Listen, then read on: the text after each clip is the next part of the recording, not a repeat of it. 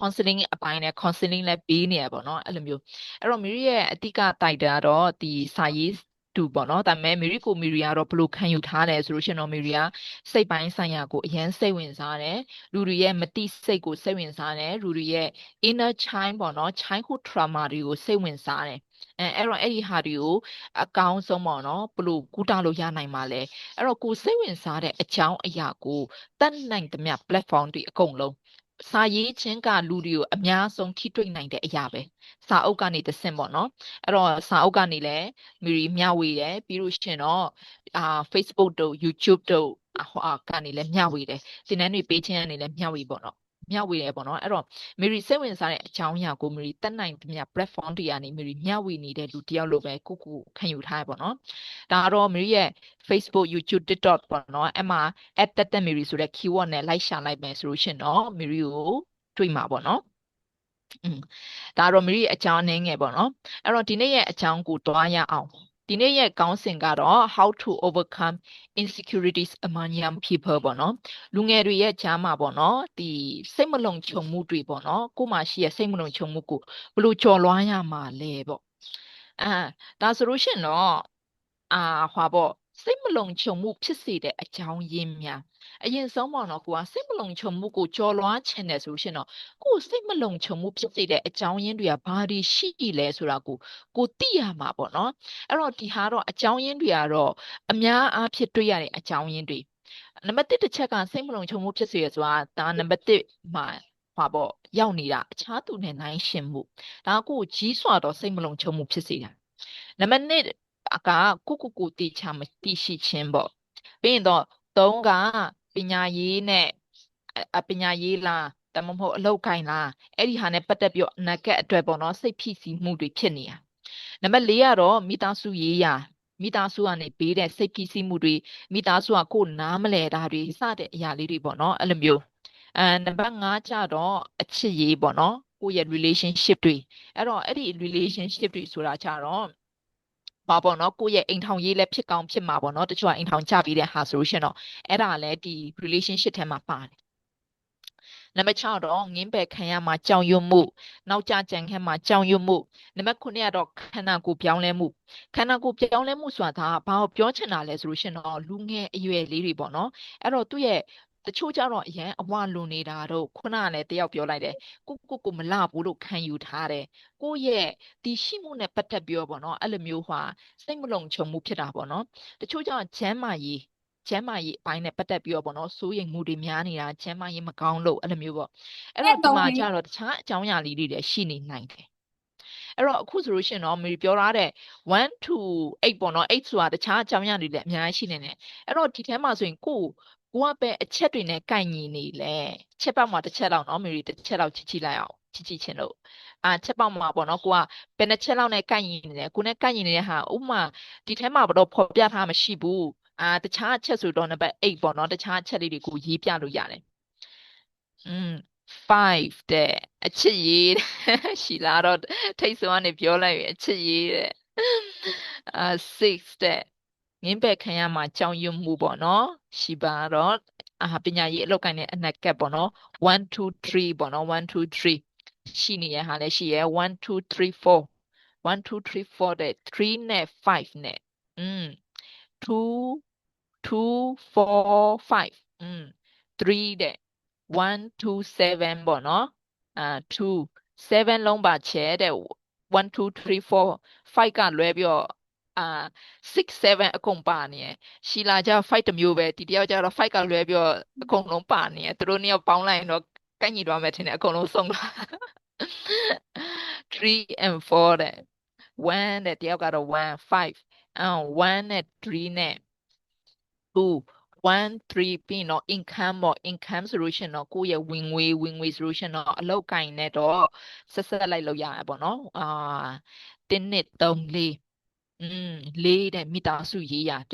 ချို့ကြောင့်လည်း1 3 9 Jet 7တဲ့ခန္ဓာကိုယ်ပိုင်းဆိုင်နဲ့ပတ်သက်ပြီးတော့ကိုယ် confident မရှိရလားဒါမှမဟုတ်ကျန်းမာရေးပိုင်းဆိုင်ရလားပေါ့နော် Jet 1 2 3 4 9ပေါ့နော်6 1 2 3 1 2 3 1ကတော့ပါတာတော့များတယ်နော်3ကလည်းများတယ်အဲ့လိုမျိုးပေါ့နော် friendship ပေါ့နော်ဒီမှာတော့ friendship တော့မဖော်ပြထားဘူးဒီဟွာပေါ့အဲ့တော့ number 8ထဲမှာလည်းပါမှာပေါ့နော်အဲ့လိုမျိုးအဲ့တော့ friendship ကြောင့်လည်းစိတ်မလုံခြုံမှုဖြစ်တာပေါ့နော်အဲ့လိုမျိုးဟုတ်ပြီ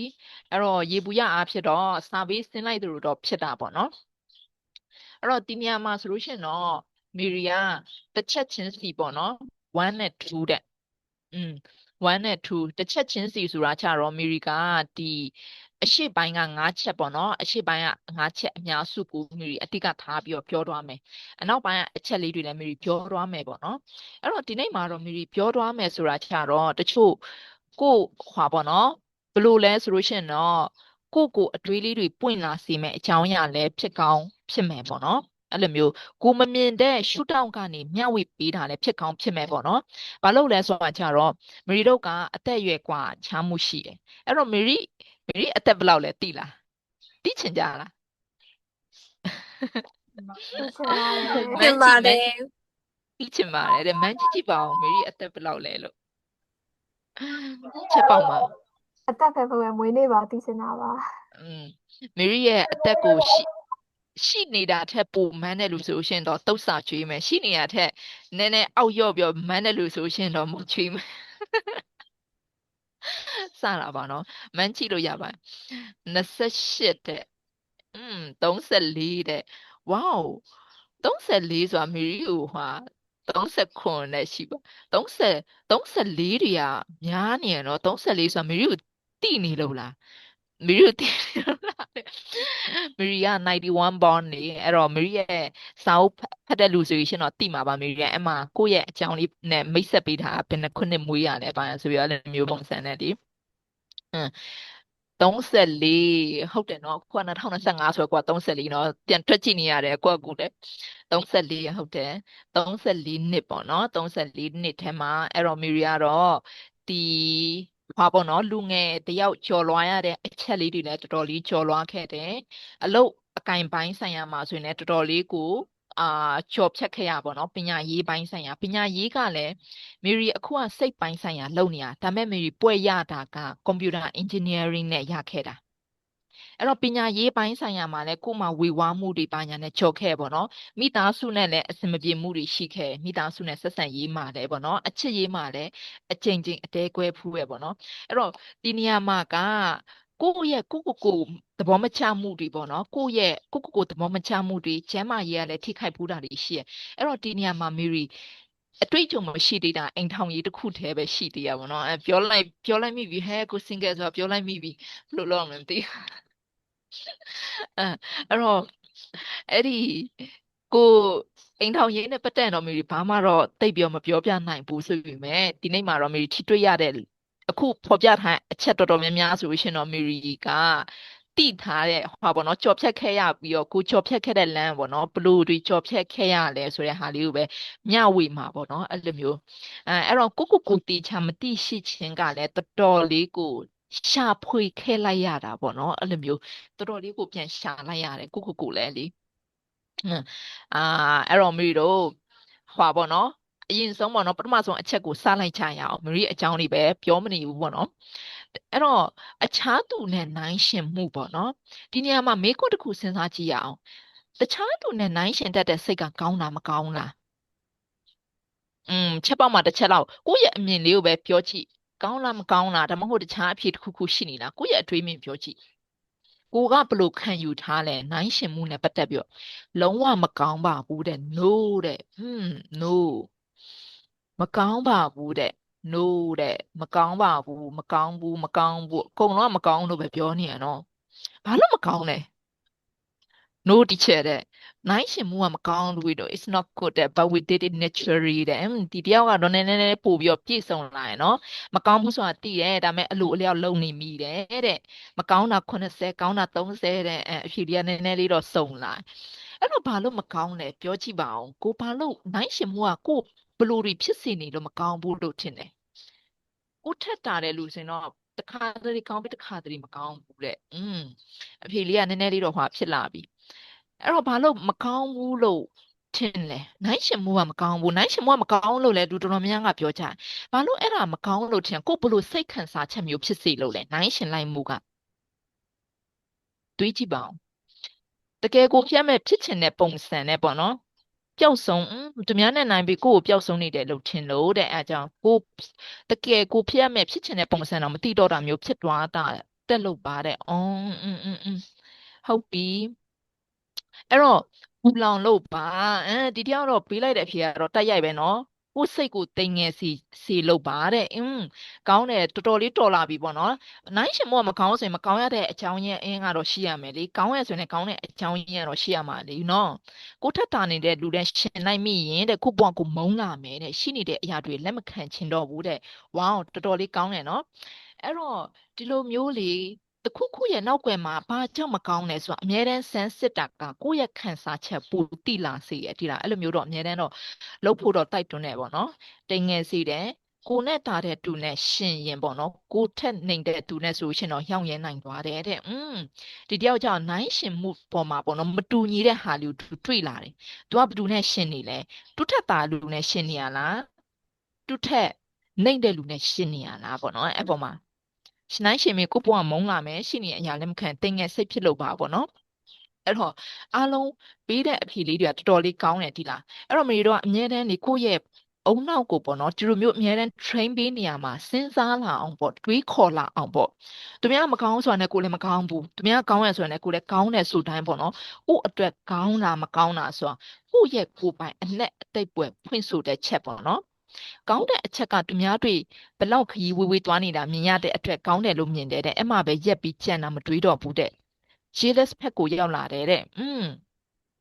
ဟုတ်တယ်တခါတလေကျတော့ကိုစူးစမ်းဖို့တွန်းအားဖြစ်စေပြီးတခါစိတ်တက်ကြစေတယ်တဲ့အဲ့လိုမျိုးပေါ့နော်အဲ့တော့နိုင်ရှင်တဲ့စိတ်ပေါ့နော်နိုင်ရှင်တဲ့စိတ်ကအလိုအလျောက်ဖြစ်နေတာတွေကများတယ်ဒီလားဘာလို့လဲဆိုတာကိုယ့်ရဲ့မျက်စိကရှေ့ကိုပဲမြင်နေရလေကိုယ့်ရဲ့မျက်စိကကိုမြင်ရလားသူများကပြောတာပေါ့နော်လူတွေကပေါ့နော်တခြားလူတာကိုမြင်တာကိုယ့်ရဲ့တကယ်ပုံကိုဘယ်တော့မှမမြင်ရတဲ့မန်ထဲမှာကိုမြင်ရတဲ့ကိုယ့်ရဲ့ရုပ်ကလည်းပြောင်းပြန်ရုပ်ကြီးဒီလားဟိုဘက်ကနေပြောင်းပြောရောင်ပြန်ဟက်လိုက်တဲ့ဟာပဲကိုမြင်ရတာဒီလားဟိုတနေ့ကတော့ဟွာပေါ့နော်ရှီလာနဲ့ရှီပါနဲ့ဟွာပေါ့အစည်းအဝေးထိုင်နေသူတို့ကအမွာလေးဆိုတော့ကောင်းလိုက်တာပေါ့နော်သူတို့ကတယောက်မြင်နေရပါပေါ့သူတို့ကရုပ်ချင်းစင်နေရောလေကိုရီးယားကျတော့ကိုရုပ်ကိုကြည့်ချင်တော့မှမန်ထဲမှာပဲမြင်ရတခြားလူပုံကရိုက်လိုက်တဲ့တပ်ပုံတွေကတစ်စင်နေပဲမြင်နေရပါတော့အဲ့လိုမျိုးပုံစံဖြစ်နေရပါတော့ကိုရုပ်ကိုတေချာမမြင်ရအောင်ဖြစ်နေရပါတော့အဲ့တော့ကိုယ့်ရဲ့မျက်စိကအရှိမပဲရှိနေတဲ့အချိန်ကျတော့နိုင်ရှင်တဲ့စိတ်ကအလိုလိုဖြစ်လာတယ်ဒီလားအဲ့တော့ဒီနိုင်ရှင်တဲ့စိတ်ကလေဘယ်အချိန်မှပြင်းထန်နေလဲဆိုလို့ရှိရင်တော့ကိုအားမလို့အားမရဖြစ်မှုတွေကိုမကျေနပ်မှုတွေပေါ့နော်ကိုသဘောမချမှုတွေများနေတဲ့အချိန်မှာဆိုလို့ရှိရင်တော့နိုင်ရှင်တဲ့စိတ်ကအလိုလိုနေနဲ့များနေတတ်တယ်အဲ့တော့အခုဆိုရင်တဆင့်မေတို့တိုးပြီးတော့တိလာပြီနိုင်ရှင်မှုရဲ့အောက်မှာကဘလို့စိတ်မျိုးတွေရှိနေတဲ့အချိန်လဲကိုသဘောမကျတဲ့စိတ်တွေများနေတဲ့အချိန်မှာဆိုရင်နိုင်ရှင်တဲ့စိတ်ကပိုများနေတတ်တယ်နော်အဲ့လိုမျိုးအဲ့တော့ခုနကဆိုရင်ဒါကြောင့်နိုင်ရှင်တဲ့စိတ်ကမကောင်းဘူးလို့ပဲပြောလာတယ်ဘာလို့လဲဆိုရင်ကိုသဘောမကျတော့လေနိုင်ရှင်လိုက်တဲ့အချိန်ကျရင်ကိုယ့်ရဲ့အခြေအနေကိုသဘောမကျတော့ကိုယ့်ရဲ့အခြေအနေမလို့ချင်တော့ငါဘာလို့ဒီလိုဖြစ်နေရလဲဆိုပြီးတော့အဲ့လိုမျိုးနဲ့ကိုသဘောမကျတော့လို့ကိုယ့်ရဲ့နိုင်ရှင်တဲ့စိတ်ကမကောင်းဘူးဆိုပြီးတော့ကိုကသွားပြောလိုက်မိတယ်နော်အဲ့တော့အဲ့ဒီနိုင်ရှင်တဲ့ဟာအခြေခံကိုသဘောမကျတဲ့ဟာငကိုကတည်းကရှိနေတာနိုင်ရှင်တဲ့စိတ်ပေါ်လာမှရှိတာမဟုတ်အဲ့တော့တခြားလူကကိုပြောလိုက်ရင်ကိုသဘောမကျတဲ့စိတ်ကများနေတဲ့အချိန်မှာတခြားလူကကိုနည်းနည်းပြောလိုက်တော့မှကွာဒေါသအများကြီးထွက်နေပြီကိုတော့အားမလို့အားမရဖြစ်နေရလေအဲ့တော့အဲ့လိုအားမလို့အားမရဖြစ်နေတာကိုကအသက်အနိုင်ဆုံးသွားပြီးတော့ဖုံးဖိနေတာဟာဖုံးဖိနေတဲ့ကြားထဲကနေလစ်လျူရှုနေတဲ့ကြားထဲကနေတခြားလူကလာပြောပြီးနင်အဲ့ဒါမလုပ်သေးဘူးလားလုံမလေးပါလဲပြောနေတာမသိဘူးလားဒီမှာစိတ်ရှုပ်နေရတဲ့ကြားထဲကနေအဲ့တော့ကိုဒေါသဖြစ်နေတဲ့ဟာကိုဟိုဖက်ကိုဒေါသပောက်ကွယ်လိုက်တာ နော်စိတ်ရဲ့အလုံးလုံးပုံကိုတဖြည်းဖြည်းနဲ့နားလည်ဖို့လိုတယ်နော်ကိုယ့်ရဲ့စိတ်ကဘလို့အလုံးလုံးနေလဲကိုယ့်ရဲ့စိတ်တွေကဘလို့ဖြစ်နေရဆိုတာနားလည်လာလေကိုယ့်ရဲ့စိတ်ကိုပေါ့နော်ကိုဘလို့ထားရမှာလဲဘလို့ကင်တွယ်ရမှာလဲဆိုတာသိလာမှာပေါ့နော်အဲ့လိုမျိုးအဲ့တော့ကိုသဘောမကျခုနနော်ပြန်ပြောရမယ်ဆိုရင်ကိုသဘောမကျစိတ်တဲ့ဘောမကျတဲ့စိတ်တွေများနေတဲ့အချိန်မှာဆိုရင်နိုင်ရှင်မှုကိုအလိုလိုသွားပြီးတော့လုံနေမိတယ်အဲ့တော့အဲ့လိုလုံနေတဲ့ဟာကိုဘာဖြစ်စေလဲဆိုတော့ပူလောင်စေတယ်အဲ့တော့မနိုင်ရှင်ချင်တဲ့အချိန်မှာကြတော့ဘလို့လဲဆိုလို့ရှင်တော့ဘာလုပ်လိုက်ဆိုရင်သူများမကောင်းပါဘူးဟာ तू ကအဲ့လိုမျိုးမိဘချမ်းသာလို့အဆင်ပြေတာပေါ့तू ကဘသူနဲ့ဟိုဖြစ်လို့လေဆိုပြီးတော့အဲ့လိုမျိုးနဲ့ဒါကိုပြန်ပြီးတော့ဖြစ်လိုက်တာပေါ့နော်ကားကွယ်ပြီးတော့ကိုနည်းနည်းဖြည့်တိတ်လိုက်တဲ့ပုံစံနဲ့ကိုပြန်ပြီးတော့နစ်သိမ့်ပေးလိုက်တဲ့ပုံစံဖြစ်သွားတာပေါ့နော်အဲ့လိုမျိုးအာအဲ့ဒါဆိုလို့ရှိရင်တော့ဒီနိုင်ရှင်တဲ့ဟာကအလိုအလျောက်ဖြစ်နေတဲ့ဟာသူ့မှာကောင်းလားမကောင်းဘူးလားဆိုတာကပြောလို့မရအောင်ဒီလားပြောရခက်တယ်နိုင်ရှင်တဲ့စိတ်ကမရှိဘူးဆိုတာထက်ပေါ့နော်မရှိအောင်လဲဖျောက်ဖို့ကခက်တယ်အဲ့တော့ကိုသဘောကျတဲ့စိတ်တွေကိုအခြေနဲ့အားရတဲ့စိတ်တွေမြင့်လာတဲ့အချိန်ကျတော့ဒီကိန်းညွန်းကကျသွားမှာပဲနော်သူတို့ကဒီမှာလေးချိန်ခွင်တဲ့သူနေရလေကိုသဘောမကျစိတ်တွေများရင်ဒီမှာကိုနိုင်ရှင်တဲ့ဟာလေးတွေကမြင့်နေမှာပဲအဲသဘောကျစိတ်ကများလာချင်းညနိုင်ရှင်မှုကနဲသွားလိမ့်မယ်နော်အဲ့လိုမျိုးဒါဆိုလို့ရှိရင်တော့ဒီနိုင်ရှင်တတ်တဲ့ဟာလေးကိုလေဒါဒီဟာကလေအလိုလျောက်ဖြစ်နေရလေနော်တစ်ဖက်မှာပြန်ပြီးတော့လှည့်ပြီးတော့စဉ်းစားကြည့်ရအောင်ဒီနိုင်ရှင်မှုကပဲငါရဲ့အခုလက်ရှိအနေအထားကိုသဘောမကျဘူးဆိုတာအမြဲတမ်းဖြစ်နေမှာမဟုတ်တော့အမြဲတမ်းတူညီနေမှာမဟုတ်ဘူးကိုထင်ထားတဲ့အရာတွေကိုလှုပ်ဆောင်လာနိုင်တယ်ကိုကတိုးတက်တဲ့တိုးတက်လာတဲ့အချိန်ကျရင်ကိုသဘောကျစိတ်ကများလာတာကိုကကိုဂတိပေးထားတဲ့အရာငါဒီနေ့ဒါလုပ်မယ်ဟာအဲ့ဒီအရာတွေကိုတောင်ကိုမလုပ်နိုင်တဲ့အချိန်ကျရင်ကိုသဘောမကျစိတ်ကများလာမှာကိုဂတိဖြတ်တာတွေများလာတဲ့အချိန်မှာပေါ့နော်ဒါဆိုလို့ရှိရင်တော့ဒီနိုင်ရှင်တတ်တဲ့စိတ်ကတစ်ဖက်လက်နဲ့ပြန်ပြီးတော့စဉ်းစားမယ်ဆိုရှင်တော့တနည်းအားဖြင့်ကိုပေါ့နော်ပို့ပြီးတော့တိုးတက်တဲ့လူဖြစ်လာအောင်လာပြီးတော့တွန်းအားပေးနေဒါကြောင့်ဒီနိုင်ရှင်တက်တဲ့ဟာကိုပေါ့နော်ကိုဖြောက်မယ်ဖြောက်လိုက်တော့မယ်ဒီဟာမရှိချင်တော့ငါဘယ်သူနဲ့မှသွားနိုင်ရှင်မချင်တော့ငါအရန်သဘောကျမယ်ဆိုပြီးအတင်းလုံးနေမဲ့အစားအရှိကိုအရှိတိုင်းလက်ခံလိုက်ကိုနိုင်ရှင်တဲ့စိတ်လေးဖြစ်လာတယ်သဘောမကျဘူးငါကိုယ့်ရဲ့လက်ရှိအခြေအနေဆိုရှင်တော့အဲ့တော့လက်ရှိအခြေအနေကိုသဘောမကျရင်ကိုဘာလုပ်ရမှာလဲကြိုးစားမှုတွေလုပ်လေဒီအခြေအနေကိုကြိုးစားရင်တော့မနေ့ပြန်တစ်ပတ်ခါတော့ပြောင်းမှာတော့မဟုတ်ဘူးဒါပေမဲ့တစ်နှစ်နှစ်နှစ်သုံးနှစ်လောက်ကျရင်တော့အနေထားပြောင်းသွားမှာဟုတ်လားအင်္ဂလိပ်ကိုပေါ့နော်အခုက English တွေ speaking တွေ British လို့နေရအင်္ဂလိပ်စကားမွတ်နေအောင်ပြောနေတတ်တဲ့လူနဲ့တွေ့ပြီဆိုရင်ဟာအားချလိုက်ပါပေါ့နော်ကိုစိတ်အားငယ်လိုက်တာပေါ့နော်ငါပဲချင်းချမ်းမှသူ့လိုပြောနိုင်ရင်လဲဆိုရင်အဲ့လိုနိုင်ရှင်တဲ့စိတ်လေးဖြစ်လာပြီဆိုရင်ဘာလုပ်ရမှာလဲပို့ပြီးတော့ကြိုးစားတဲ့နေရာမှာအတုံးချနိုင်အဲ့ဒီဟာလို့ဟာငါသွားပြောနိုင်ရှင်မနေဘူးငါရဲ့လက်ရှိအခြေအနေကိုပဲငါကျင်းနဲ့အားရမယ်သူသွားပြောချိမနေတော့ဘူးပါညာဆိုပြီးတော့အဲ့လိုမျိုးနဲ့ကိုအတင်းပေါ့နော်ဘာလို့ရှင်နိုင်ရှင်တဲ့စိတ်ကအလိုလိုဖြစ်နေရလေအဲ့တော့အဲ့ဒီအလိုလိုဖြစ်နေတဲ့ဟာသွားပြီးတော့ပိတ်ပင်မဲ့အစားပေါ့နော်အဲ့ဒီအားကိုယူပြီးတော့ဟုတ်ပြီငါပို့ပြီးတော့စူးစမ်းအားထုတ်မယ်ချက်ချင်းတော့သူတို့မျိုးပုံစံဖြစ်လာခြင်းမှာဖြစ်လာနိုင်မယ်ဒါမဲ့နောက်တစ်ချိန်ကျရင်တော့သူ့နေရာကိုငါရောက်နေပြီးတော့အခုငါနေရာတခြားလူကရောက်နေရလိမ့်မယ်ငါသူ့ကိုအားချနေတဲ့လူမျိုးတခြားလူကလည်းငါအားချတဲ့လူတယောက်ဖြစ်နေလိမ့်မယ်ဆိုပြီးတော့အဲ့လိုမျိုးပေါ့နော်ဒါကြောင့်နိုင်ရှင်မှုနဲ့ပတ်သက်လာပြီဆိုရှင်တော့တစ်အချက်ကဒါအလိုအလျောက်ဖြစ်နေမယ်ဟာဘောက်ရှင်မီတို့ရဲ့ဟာမျက်စိကိုကလည်းတခြားလူပဲတောက်လျှောက်ကြည့်နေအရှိပဲမြင်နေရအဲ့လိုမျိုးနဲ့ပေါ့နော်အဲ့တော့ဒီလိုမျိုးဖြစ်လာတဲ့အချိန်မှာကိုကနိုင်ရှင်မှုကိုမကောင်းဘူးလို့ကောင်းစဉ်တတ်မှတ်တာကဒီနိုင်ရှင်မှုကကိုယ်စိတ်အားငယ်မှုတွေဖြစ်လာစေတယ်တိမ်ငယ်မှုတွေဖြစ်လာစေတယ်ကိုအားမလို့အားမရမှုတွေဖြစ်လာစေတယ်ကိုယ့်ရဲ့လက်ရှိအခြေအနေကိုသဘောမကျမှုတွေဖြစ်လာစေတယ်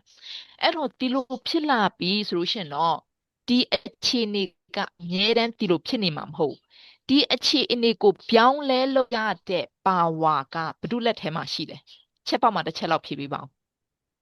ကိုယ့်ရဲ့လက်ရှိအခြေအနေကိုပိုကောင်းအောင်ပြောင်းလဲလို့ရတဲ့ပါဝါဘယ်သူလက်ထဲမှာရှိနေရလဲ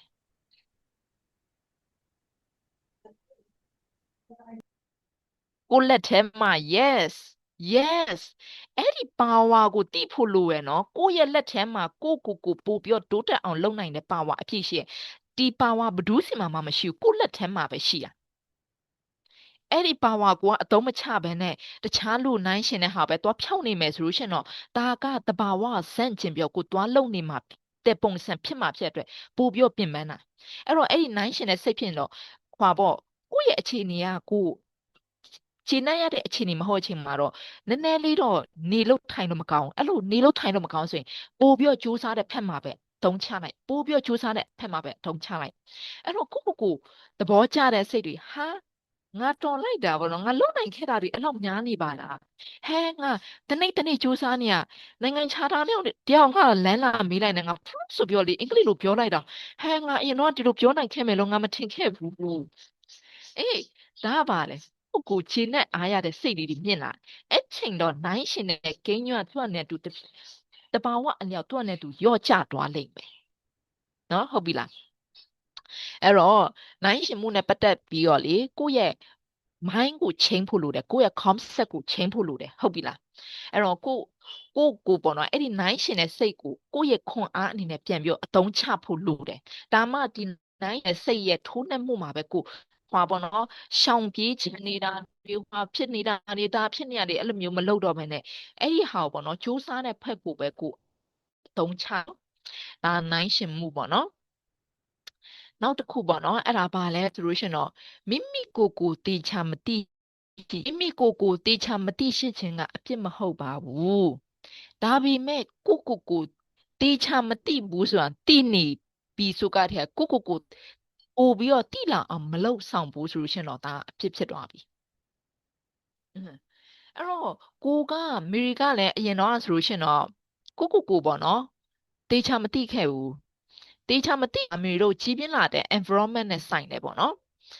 အဲ့လိုမျိုး environment နဲ့ဆိုင်တဲ့အချိန်မှာကြတော့ဘလို့ဖြစ်လဲဆိုတာကြတော့ဒီဟွာပေါ့အာကိုတေချာတိဖို့စူးစမ်းရမယ်အစားပေါ့နော်ဟွာဘလို့ပြောမလဲဆိုရင်အရင်ငယ်ကတည်းကလေမေရီဆိုလို့ရှင်တော့စာတော်တဲ့ထဲမှာပါနေရောငယ်ကတည်းကမိဘတွေလူကြီးတွေအတိုင်းဝိုင်းကမေရီကိုဘာလဲဆိုလို့ရှင်တော့ဘာတွေပဲပြောခဲ့တယ်ဆိုရင်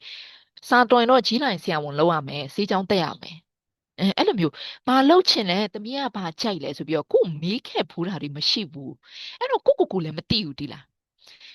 အာဆယ်တန်းပြီးသွားတဲ့အချိန်မှာတော့မီရီယာဆရာဝန်အမတ်မိဖို့3 မှတ်နဲ့ကပ်ပြီးတော့ပြုတ်သွားအဲ့တော့ဈေးကြောင်းမမီလိုက်ဘူးဈေးကြောင်းမမီလိုက်ဘူးဆိုရင်ရုတ်တရက်ငါပါလဲငါဘာလုပ်လဲငါဘာလို့မှမသိတော့ငါဈေးကြောင်းမမီတော့ဘူးပေါ့နော်အဲ့လိုမျိုးဖြစ်သွားအဲအဲ့ဒါနဲ့အဲ့ဟာအိမ်ကအမေပဲပြန်ရွေးပေးရအဲ့ချိန်မှာကွန်ပျူတာတွေကခေတ်စားလာတော့ကွန်ပျူတာနဲ့ကျောင်းပြီးထားတယ်ဆိုလို့ရှိရင်လစာကောင်းကောင်းရမယ်အလုပ်ရှာလုပ်လွယ်တယ်ဆိုပြီးတော့အဲ့မှာကွန်ပျူတာအင်ဂျင်နီယာကျောင်းအပ်ပေးလိုက်တာအာထိုင်းနိုင်ငံမှာပေါ့နော်အဲ့လိုမျိုးလေအမေအပ်ပေးဆိုတော့အမေအပ်ပေးတော့အမေကတော့အကောင်းဆုံးအပ်ပေးရပဲလို့ပဲထင်တာပေါ့အမေကကိုယ်တည်ရဲပေါ့နော်ကိုကတော့ကိုယ်ကိုမတည်ဒါပေမဲ့အမေကတော့ကိုယ်တည်ရဲဆိုပြီးတော့အဲ့လိုနဲ့ပဲထင်ခဲ့တာပေါ့နော်အဲ့နဲ့ကွန်ပျူတာသွားတက်တော့ second year မှာပဲမေရီတည်လာတာမေရီကွန်ပျူတာလုံးဝမကြိုက်ဘူးတည်လာအဲ့ဒီမိချာကိုတက်တဲ့ဟာမကြိုက်ဘူးမကြိုက်ပေမဲ့ကျောင်းကလည်းအပ်ထားပြီးနှစ်လည်းတက်ပြီးသားရယ်ဆိုတော့ဆက်တက်ရုံပဲရှိတော့တာပေါ့နော်ဆက်တက်တယ်ဆိုပေမဲ့ဘယ်လိုပြော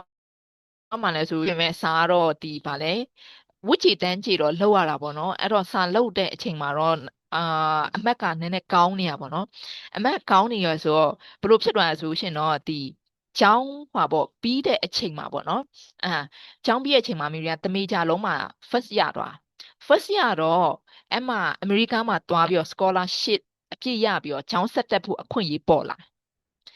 ဒါပေမဲ့အဲ့ဒီအချိန်မှာ4 နှစ်လောက်တက်ပြီးရဲ့အချိန်မှာလေမေရီလုံးဝတည်နေဒီမေဂျာကိုလုံးဝမကြိုက်ဘူးဒါအောင်လဲဆက်ပြီးမလေးလာချင်တော့ဒါပေမဲ့ scholarship တော့တက်တဲ့အချိန်တော့ဘာဖြစ်လာလဲဆိုတာကျတော့ကို့မှာရွေးချယ်မှုပေါ်လာပြီပေါ့နော်အဲ့ဒီမှာကိုယ့်ရဲ့ဘဝပြောင်းလဲစေခဲ့တဲ့ပထမဆုံးစကားတစ်ခုကိုကြားသိခဲ့ရတာအဲ့ဒါကဘာလဲဆိုရှင်တော့ကိုအခုလက်ရှိဒူးနေတဲ့ dream ကတဲ့ကိုတဘောမကျဘူးဆိုတာသိပြီဆိုရင်အဲ့ဒီ dream ထဲကနေမြ мян ရုံးထွက်မှရမှာတဲ့မဟုတ်ဘူးဆိုရင်ဒူးလေနက်လီဖြစ်ပြီးတော့အဲ့ဒီကနေရုံးထွက်ဖို့ခက်လီပဲတဲ့အဲ့နဲ့ကွာငါဒီမေဂျာဘက်ချလာကတည်းကငါသဘောမကျဆိုတာသိနေပြီ တာကိုငါဘာလို့ပွဲလွန်ဆိုတက်နေရတော့မှာလဲဒီတွင်းကနဲ့လေးငါတစ်တက်လုံးတာနဲ့ပဲအတက်မွေးဝမ်းချောင်းပြည့်ရတော့မှာပဲတော်ပြီဘလောက်ပဲအခွင့်အရေးကောင်းကောင်းပေါ့နော်ငါမတက်ချင်တော့ဆိုပြီးတော့အဲ့လိုမျိုးပေါ့နော်အဲ့တော့ဒီနေရာမှာမေရီပြောချင်တာကမေရီကကိုပေါ့နော်ဘာကိုတေချာသဘောကျလဲဆိုတာတိလာလဲဆိုလို့ရှိရင်တော့2019 2020လောက်မှာတိလာတာအခုကနေတွက်လိုက်ပြီဆိုရင်လွန်ခဲ့တဲ့4-5နှစ်လောက်ကပဲအဲ့ဒါကြောင့်ကိုအခုချိန်ထိမတိသေးဘူးဆိုရင်လည်းဘာမှမဖြစ်ဘူးလို့ပြောချင်တာ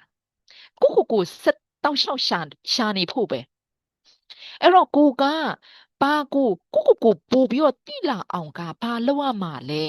ဆိုလို့ရှိရင်တော့ကိုသဘောကျတယ်လို့ထင်တဲ့ဟာတွေဆိုလို့ရှိရင်တော့လက်တွေ့စမ်းပြီးတော့လုပ်ကြည့်လိုက်အဲ့ဒါပဲရှိရမေရီဆိုလို့ရှိရင်တော့အဲ့မှာပြီးသွားပြီပေါ့နော်အကြောင်းပြီးတဲ့အချိန်မှာတော့ scholarship နဲ့တက်ဖို့အခွင့်အရေးလည်းမယူဘူးအဲ့ဒါနဲ့ဒီဟွာပေါ့နော်ပန်ကောက်မှာရှိတဲ့စီနီယာကသူတို့ရဲ့ရုံးမှာပေါ့နော်လူလိုတယ်ခေါ်ချင်တာပေါ့နော်မီရီကအเจ้าမအတော်ဆုံးလူဖြစ်နေရအမက်လည်းကောင်းတယ်ဆိုတော့ကောင်းကောင်းနဲ့ပြီးထားလူဆိုတော့လေအဲ့မှာကိုရမဲ့လှစာကဟွာပေါ့အဲ့ဒီအခါတော့ဆိုရင်10သိန်းကျော်လောက်ရှိရပေါ့နော်ဒါပေမဲ့မီရီကအဲ့ဒီ fee ကိုလုံးဝမလုပ်ချင်တော့နောက်ထပ် marketing နဲ့ပဲကို try ကြည့်ချင်တာ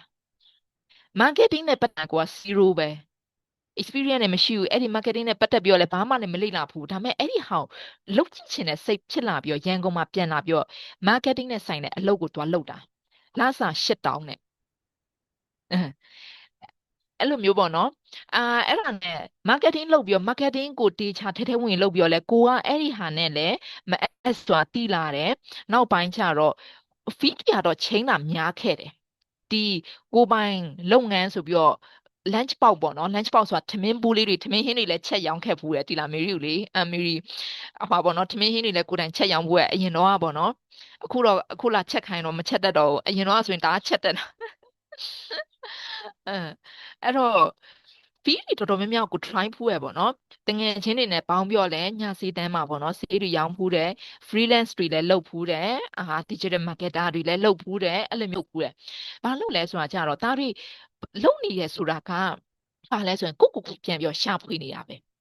ကိုကဒါလေးကို try ကြည့်ချင်တယ်ဒီအလုပ်လေးကိုလုပ်ကြည့်ချင်တယ်ဆိုတာတကယ်တမ်းသွားပြောဆန်းလို့ငါဒါနဲ့သဘောကျလားမကျလားအဲ့လိုမျိုးနဲ့တွေးဝေနေမဲ့အစားတကယ်တမ်းသွားလုပ်လိုက်ဒါကတိထက်ပိုပြီးတိကျတဲ့အဖြေပေးနိုင်တာမရှိတော့တခြားလူသွားမေးတယ်ဟိုဟာဖြစ်မလားတရားဖြစ်မလားအဲ့ဒါအစားပေါ့နော်ကိုပဲအရင်ကကောင်းတယ်အဲ့တော့လူငယ်မှာကလေအကြီးမားဆုံးတော့အရင်နေ့ကပါဆိုရင်လဲချပြီးနဲ့ပြန်ထားနိုင်တဲ့အရင်နေ့ရှိနေရပဲကို့မှာအချိန်တွေရှိတယ်ခွန်အားတွေရှိတယ်ကြရှုံးမှမကြောက်နဲ့ဒီဟာလေးလုပ်ဖို့ကလည်းတွန်းဆိုးနဲ့ကြရှုံးသွားမလားဟွာဖြစ်မလားတရားဖြစ်မလားအတွေးတွေအများများနေရဆိုရှင်တော့ဒါလေးတွေကိုခဏလောက်ဖျောက်ပြီးတော့တကယ်ဆန်းလုပ်ကြည့်လိုက်နော်အဲ့လိုမျိုးဒါမှနောက်ဆုံးကဘလို့ဖြစ်လာဆိုရင်ဒီနေရာမှာနောက်တစ်ခုတော့ပြောဖို့လိုရယ်နော်မေရီကအလုပ်တွေ fee တွေပြောင်းတယ်ဥပမာပေါ့နော်မေရီကုမ္ပဏီမှာလည်းလုပ်ဖူးတယ်ကုမ္ပဏီဆိုရှင်တော့မေရီလုပ်ဖူးတဲ့ကုမ္ပဏီက3ခု4ခုရှိရပါတော့အဲ့တော့ကုမ္ပဏီတိုင်းမှာကမေရီကဘယ် level မှာထွက်တယ်ဆိုရှင်တော့အမြင့်ဆုံးရောက်တဲ့ရာထူးရောက်တဲ့အချိန်မှာထွက်တာ lunch box လုပ်တဲ့အစတုန်းကဆိုရှင်တော့စိတ်ကတွေဝေမှုဖြစ်တယ်ဒီလုပ်ငန်းကိုငါမလုပ်ချင်တော့ဘူးဒါပေမဲ့မလုပ်ချင်တော့ဆိုတာကိုရင်ဆိုင်ရမယ်ကြော်ဖြတ်ရမယ်အခက်ခဲကိုမကြော်လွှားချင်လို့လားဒါမှမဟုတ်ဒီအလုပ်ကိုငါတကယ်မကြိုက်လို့လားအဲ့ဒီဟာကတွေဝေခွဲမရအောင်ဖြစ်နေတာဘာလို့ရှင်တော့အဲ့ဒီ lunch box လုပ်ငန်းပေါ့နော်lunch box လုပ်ငန်းကိုစလုပ်တဲ့အချိန်မှာကကိုပိုင်လုပ်ငန်းအဲ့ဒီအချိန်မှာစလုပ်တာအဲ့လိုစလုပ်တဲ့အချိန်မှာတော့ကိုတိုင် run ရတဲ့ဟာလေးတွေအများကြီးရှိရယ် marketing ဆင်ရတာတွေထမင်းဘူးကိုပို့ရတာတွေစသဖြင့်အဲ့လိုမျိုးတွေပေါ့နော်အဲ့တော့အဲ့ဒီမှာကိုမလုပ်ချင်တဲ့ဟာလေးတွေရှိရယ်တချို့ဟာကြောင့်ရှက်စရာကြီးပေါ့နော်ငါဒါလေးမလုပ်ချင်ဘူးဒါလေးမလုပ်ချင်ဘူးအဲ့လိုမျိုးဆိုတဲ့ဟာလေးပေါ့နော်အဲ့တော့အဲ့ဒါနဲ့ဒါဆိုရှင်တော့အဲ့ဒီမှာလုပ်ငန်းကတိတ်ပြီးတော့အဆင်မပြေတွေကိုဆက်ချင်းမှာပေါ့နော်အဲ့မှာကိုပေါ့နော်တစ်ချက်မိတ်မဲ့ပေးလိုက်တာဒီအလုပ်ကိုဆက်မလုပ်ချင်ဘူးဆိုရင်ကိုတကယ်တမ်းမလုပ်ချင်မှပဲထွက်လိုက်တာမျိုးပဲဖြစ်စေရမယ်ဒီအလောက်ကခက်လို့ဒီအလောက်ကမအောင်မြင်နိုင်လို့ကိုထွက်လိုက်တာမျိုးတော့ဘယ်တော့မှမဖြစ်စေရဘူးဒီလိုမျိုးတာဖြစ်တယ်ဆိုလို့ရှင်တော့ဒါအရင်အရေးကြီးရဲ့နော်အခက်ခဲကြုံပြီဆိုတာနဲ့ကိုလက်လျှော့လိုက်ပြီဆိုတိုင်းနောက်ပဲအလုံးမှာပဲဖြစ်ကို confident လုံးဝမရှိတော့မှာမဟုတ်ကိုကအခက်ခဲလေးနည်းနည်းလေးကြုံပြီဆိုတာနဲ့ နောက်ဆုတ်လိုက်တဲ့လူမျိုးပဲဒီအလုပ်မှာစိတ်ဖိစီးမှုနည်းနည်းလေးများလိုက်တယ်တတိယနည်းနည်းလေးဆူလိုက်တယ်အလုပ်ထွက်လိုက်ပြီဒါဆိုရင်နောက်အလုပ်မှာလည်းကိုဒီလိုမျိုးနဲ့ပဲကြုံရမှာပဲဒါကကိုရင်ဆိုင်ရမယ်ကြော်လွှားရမယ်စာမေးပွဲဖြစ်နေတာဘဝရဲ့စာမေးပွဲပဲအဲ့တော့ဒီဘိုင်းမှာတော့နောက်ဆုံးပေါ့နော် lunch box ကအစမှာ minus တွေပြနေတာ lunch box လုပ်ငန်းပေါ့နော်ဒါပေမဲ့အဲ့မှာပေါ့နော်ကိုက minus တွေပြတဲ့အတွက်ကြောင့်မလို့ထွက်လိုက်တာမျိုးတော့ပြန်ပြီးတော့အစင်ပြောင်းငါလုပ်မယ်လေအဲ့မှာဟွာပေါ့အလုတ်တမားတွေငားတယ်သူများပေါ့နော်လက်ကမ်းစာဆောင်တွေဝေဖို့ကသူများကိုခေါ်တယ်အဲ့တော့အဲ့ဒါလေးကကိုယ်တိုင်တွားလို့မှရှက်တယ်အဲ့ဒီမှာထွက်ငွေတွေကများနေဟုတ်ပြီသူများငားတဲ့ဟာတွေသူများကိုပုတ်ခိုင်းတဲ့ဟာတွေငါကိုယ်တိုင်ပဲပို့မယ်လုပ်ငန်းလုပ်ပြီဆိုမှပဲရှက်နေလုံးမှမရတော့တာမဟုတ်လားရှက်နေပြီးတော့ဟွာမလုပ်ချင်တရားမလုပ်ချင်နဲ့ဖြစ်နေလို့မရဘူးလေအဲ့နဲ့သွားပို့တယ်ဟာမျက်နှာလည်းအကုန်လုံးပေါ့နော်ရှစ်မျက်နှာနောက်ထားလိုက်တော့တယ်အဲ့လိုမျိုးပေါ့နော်ကိုအရင်တုန်းကဒီကုမ္ပဏီမှာပေါ့နော် assistant director အထိရာထူးမြင့်တဲ့အထိလုပ်ဖူးတယ်ဆိုတာလစာဘယ်လောက်ရဖူးဟာလဲအကုန်လုံးမိတ်ထားလိုက်ကိုအခုဒီလုပ်ငန်းလုပ်ပြီဆိုရင်ဒီလုပ်ငန်းအကောင်းဆုံးလုပ်ရမှာပဲငါထမင်းရောင်းတဲ့လူငါထမင်းဘူးတော့ပို့ရမယ်ဒါငါအလုပ်ပဲအဲ့လိုမျိုးနဲ့ပေါ့နော်သူများတွေ order လိုက်ကောက်တယ်ဟွာပေါ့ထမင်းဘူးတွေရိုးမှလားဘယ်နှဘူးယူမှလဲဘယ်လိုလုပ်မှလဲစသဖြင့်အဲ့လိုမျိုးနဲ့ကိုယ့်ရဲ့အကုန်လုံးအောက်ဆွဲချလိုက်တာအဲ့ဒါနဲ့အဲ့လိုမျိုးလုပ်ရင်လုပ်နေလုပ်ငန်းကတကယ်ပဲလက်ပက်လာတကယ်ပဲအောင်မြင်လာအဲ့ချိန်မှာကိုယ့်ကိုပြန်မေးတယ်ဒီအလုပ်ငါတကယ်ကြိုက်လားမကြိုက်ဘူးလားအဲ့ဒီမှာနဲ့နောက်ထပ်စဉ်းစားစရာတစ်ချက်ပေါ့နော်ကိုကအလုပ်တစ်ခုရေရှည်လုပ်တော့မယ်ဆိုလို့ရှိရင်တော့နောက်ထပ်ဒါနဲ့ tip လေးတစ်ခုပေါ့နော်ပြောပြနိုင်မယ်ကိုကဒီအလုပ်ကိုလုပ်မှလားမလုပ်လားဆိုတာစဉ်းစားတော့မယ့်အချိန်မှာဆိုလို့ရှိရင်တဲ့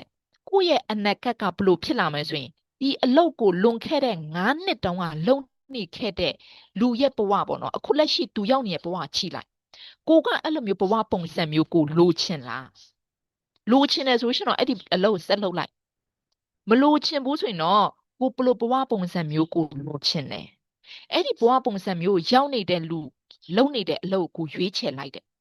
အဲ့တော့ lunch box လုပ်ငန်းကိုလုပ်နေတဲ့အချိန်မှာတော့အဲ့ဒီအလုပ်ပေါ့နော်နောက်9နှစ်ကြာမိဘလို့ရောက်မှာလဲ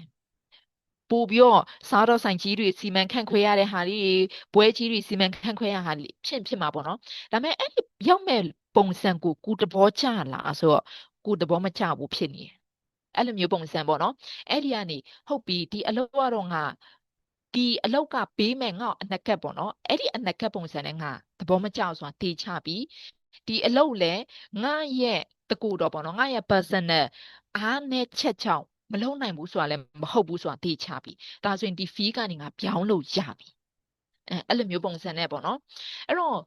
ကိုရှာဖွေတာနဲ့ပတ်သက်ပြီးတော့ဘယ်လိုလုပ်ရမှာလဲဆိုတာနဲ့ပတ်သက်ပြီးတော့မျှဝေပေးနေတာပေါ့နော်အဲ့တော့ဒီနေရာမှာကိုတကယ်တမ်းတီချလိုက်နားထောင်မယ်ဆိုလို့ရှင်တော့အတွေ့အကြုံယူရမယ့်ဟာလေးတွေအများကြီးရှိရပေါ့နော်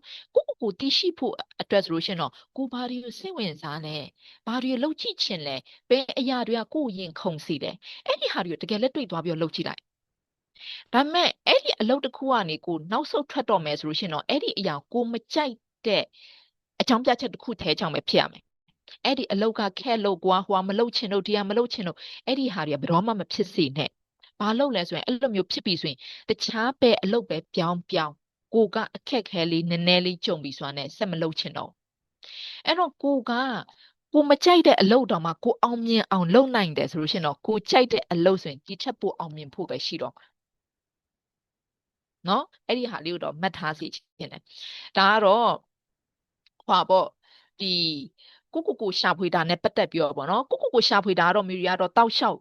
်အခုကိုကငယ်သေးတယ်တကယ်လို့ပေါ့နော်အိမ်ထောင်လည်းမကြသေးဘူးကလေးတွေလည်းမရှိသေးဘူးဆိုရင်ဒါကကိုရှာဖွေဖို့ကအကောင်းဆုံးအရင်ဒီအကောင်းဆုံးအချိန်ပဲဒီလား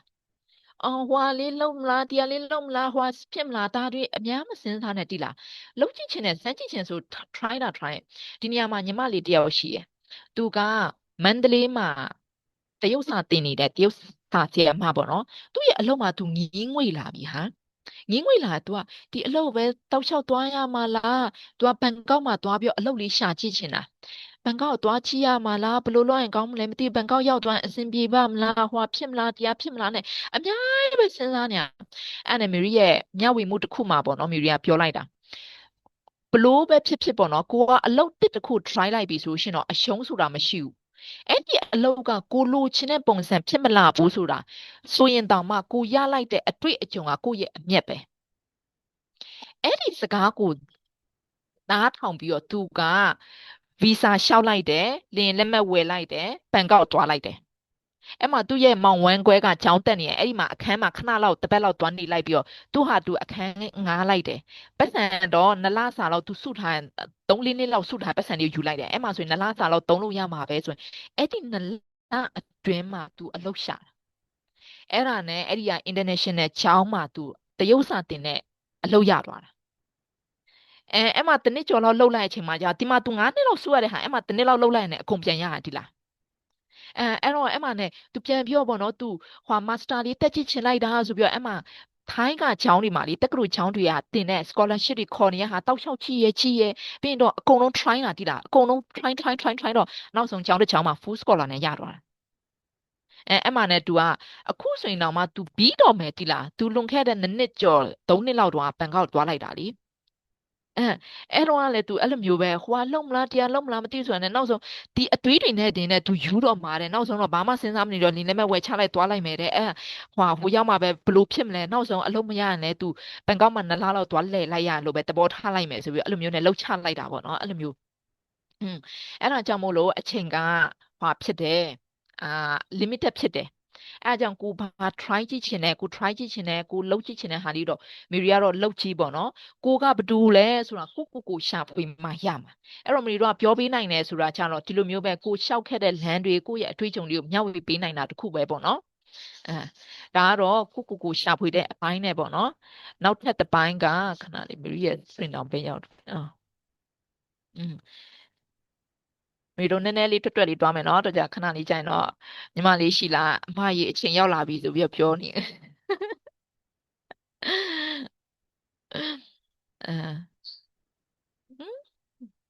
ဘလို့ဖြစ်သွားလို့လဲဒါက PowerPoint ကရှေ့ရှေ့သွားလို့မရတော့ဖြစ်နေ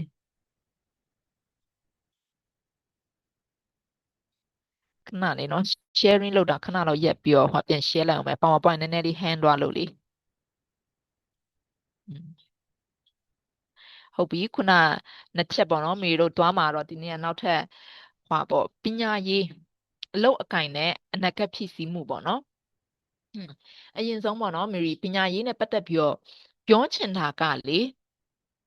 တခါနေကြတယ်ပေါ့နော်လူငယ်မေရီလဲလူငယ်တယောက်ဖြစ်တဲ့အလျောက်ပေါ့နော်နားလဲပါတယ်လူငယ်တွေရဲ့ပေါ့နော်စိတ်ခံစားချက်ပေါ့နော်လူငယ်တွေရဲ့အတွေးမြင်ပေါ့နော်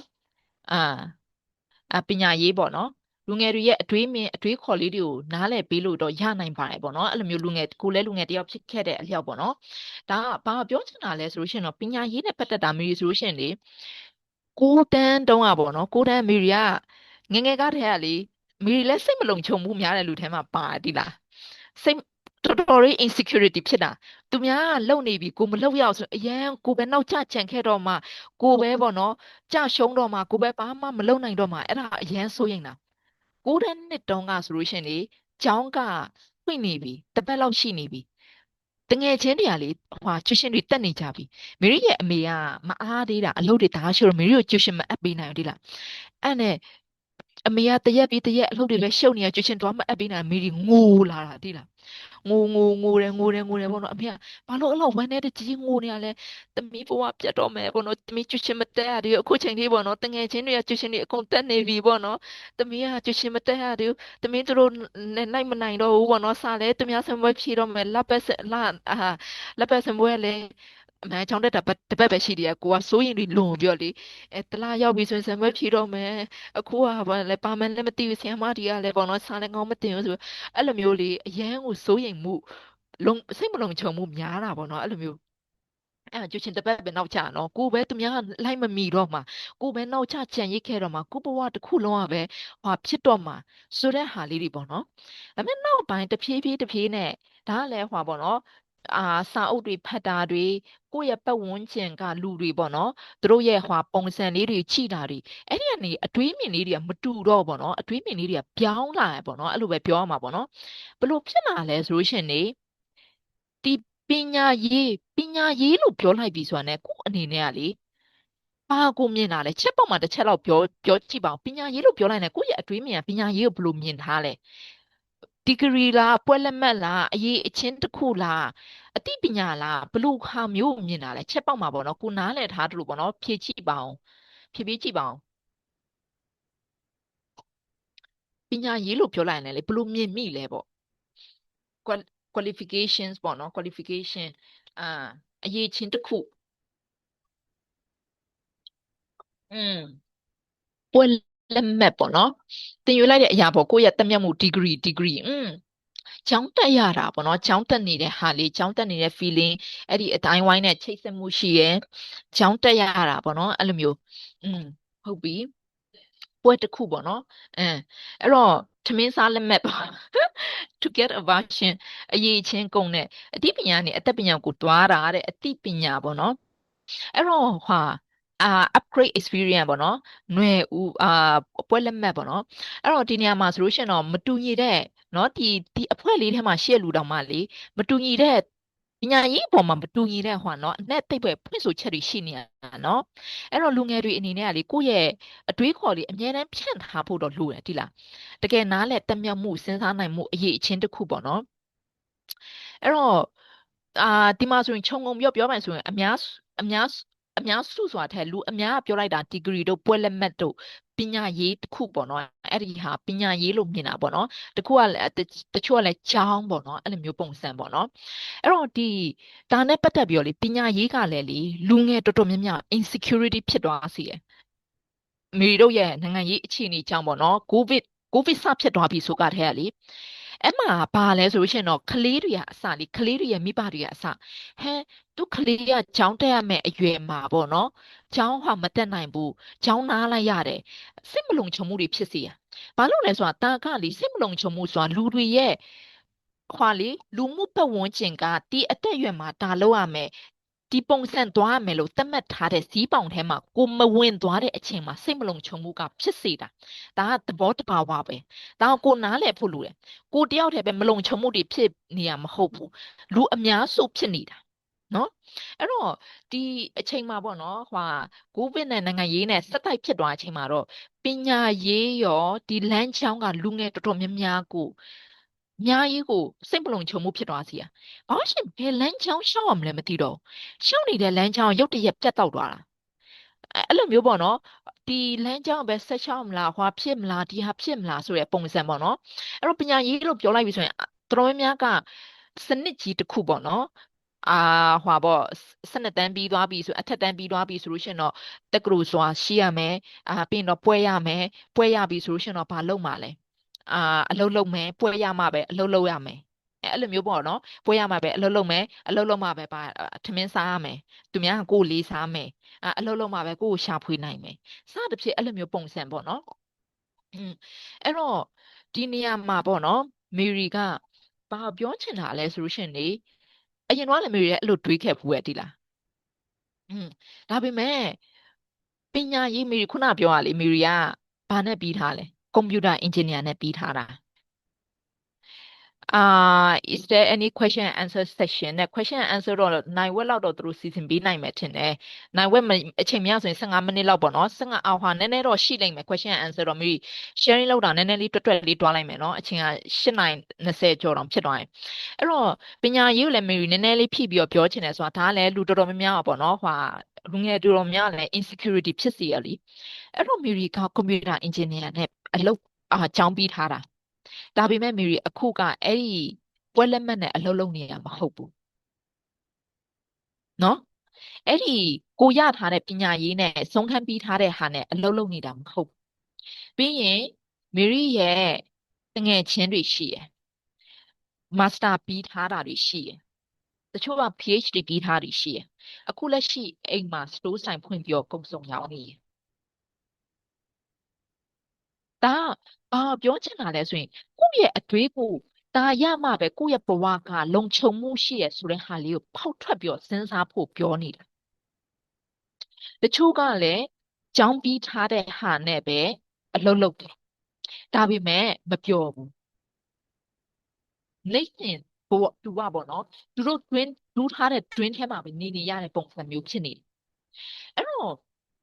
မေရီဒီနေ့ကတော့အားလုံးကိုမိုင်းလေးချိန်သွားခြင်းတဲ့ concept လေးတစ်ခုပြောပြခြင်းတယ် ဒါကပါလဲဆိုလို့ရှိရင်ကိုကပညာရေးနောက်ကိုလိုက်နေရတာမျိုးဆိုတာထက်ပညာရေးကိုအသုံးချနိုင်တဲ့လူဖြစ်အောင်ရင်ဆုံးလုပ်ဖို့လိုပညာရေးကိုအသုံးချတယ်ဆိုတာဘာကိုပြောတာလဲဆိုရင်ကိုကဘာကိုဝါဒနာပါလဲဘာကိုလေ့လာချင်တာလဲကိုအရင်ဆုံးသိအောင်လုပ်စီချင်တယ်နော်ကိုကဘယ်ဘိုင်းကိုဝါဒနာပါတာလဲဘာလုပ်ချင်တာလဲအဲ့ဒီဟာလေးကိုပဲအရင်ဆုံးသိအောင်လုပ်ချင်တယ်သူများကအင်ဂျင်နီယာတက်နေလို့အင်ဂျင်နီယာကျောင်းတက်ချင်တယ်သူများကဟွာဖြစ်လို့ဟွာတက်ချင်တယ်ဆိုတာထက်ကိုတကယ်တမ်းပါဝါဒနာပါလဲဒါဆိုရင်ကိုကပညာရေးနောက်ကိုလိုက်နေတာမဟုတ်တော့ဘဲနဲ့ကိုကပညာရေးကိုအတွက်အသုံးချတဲ့လူတစ်ယောက်ဖြစ်လာတာမေရီကအရင်ပထမပွဲတုန်းကပညာရေးနောက်ကိုလိုက်ခဲ့တာအင်ဂျင်နီယာကွန်ပျူတာအင်ဂျင်နီယာနဲ့ပြီးထားရင်အလုပ်ကောင်းကောင်းရမယ်အလုပ်ရှာရတာလွယ်တယ်အဲ့ဒီဟာနဲ့ပညာရေးနောက်ကိုလိုက်ခဲ့တယ်ဒါပေမဲ့အဲ့ဒီဟာကကိုပေါ့နော်မေရီတက်ရဲမှလေအဲ့ဒီ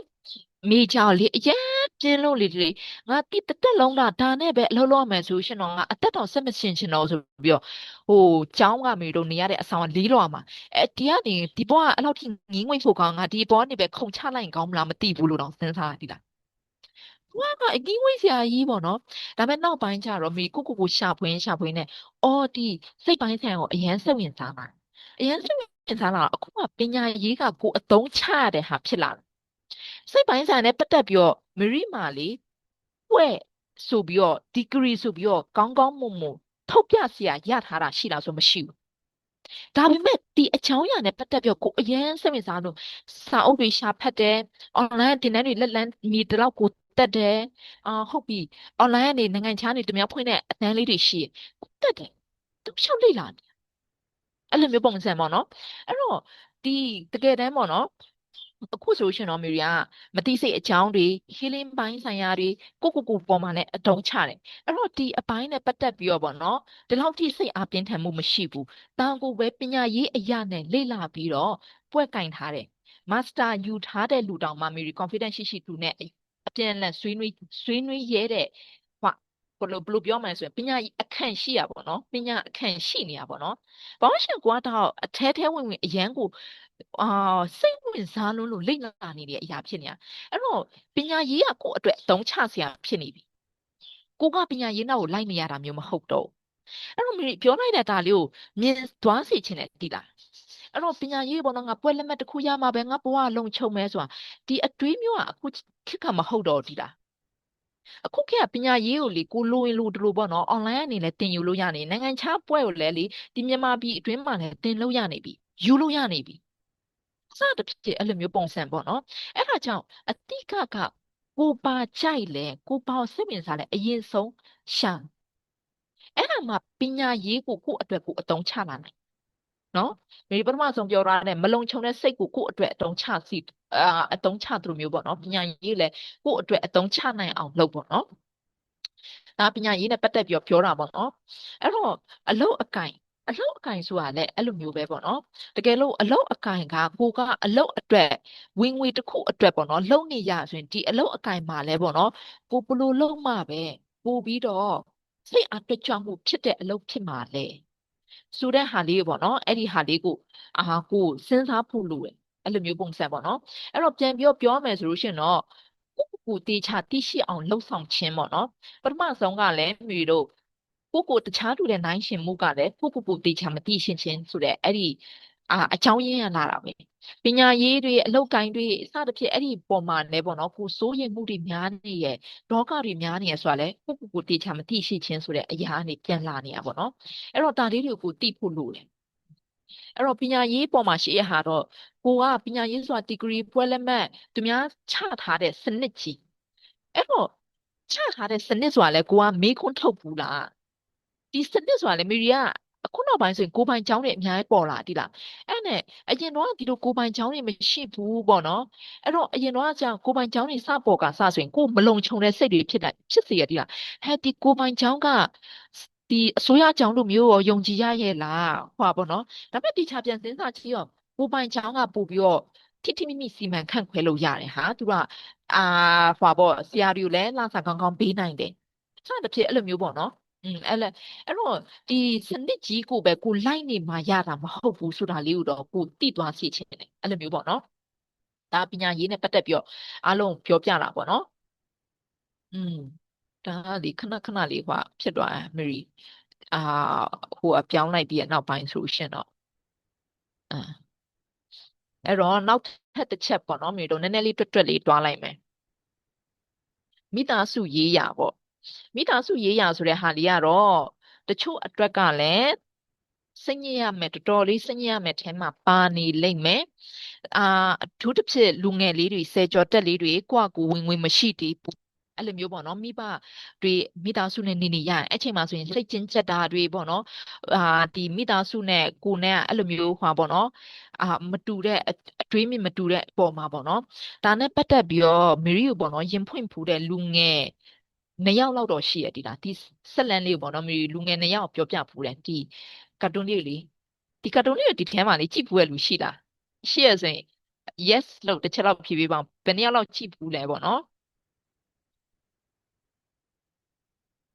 yes တဲ့ဒါတော်တော်လေးဝမ်းနေရအောင်မေရီဆိုရင်အဲ့မှာကြည့်ရင်လည်းလေတစ်ရှူတစ်လိပ်တောင်ကုန်တယ်ကြာငိုတာလေငိုတာအဲ့ဒါလေးကြည့်ပြီးအရန်တနာလုံးပြောလေအဲ့တော့မကြည့်ဘူးရဲ့လူလည်းကြည့်ကြည့်ပါတော်တော်လေးကောင်းရဒီလားစစ်ဘေးတန်ကဟွာပေါ့နော်လူတွေကိုဘယ်လောက်ထိတောင်တုတ်ခပေးလိုက်တယ်ဆိုတဲ့ဟာကိုမြင်လာစေရပေါ့နော်အဲ့တော့လူငယ်နှစ်ယောက်ကမေရီကိုရင်နာဖွင့်တာကပါလဲဆိုရင်မိသားစုမှာသူတို့နေရတာလုံးဝအဆင်မပြေဘူးသူတို့မိသားစုကသူတို့နားမလည်ပေးနိုင်ဘူးသူတို့ဟွာလောက်ခိုင်းတယ်တရားလောက်ခိုင်းတယ်တယောက်ဆိုရင်လူငယ်တယောက်ဆိုရင်လေသူ့ကိုယ်သူ suicide လုပ်ဖို့အချိန်တောင်အချိန်ချင်းတွေးဖို့ရဒီလားအရန်စိတ်ကျဉ်ကျက်ရမှုလို့လေ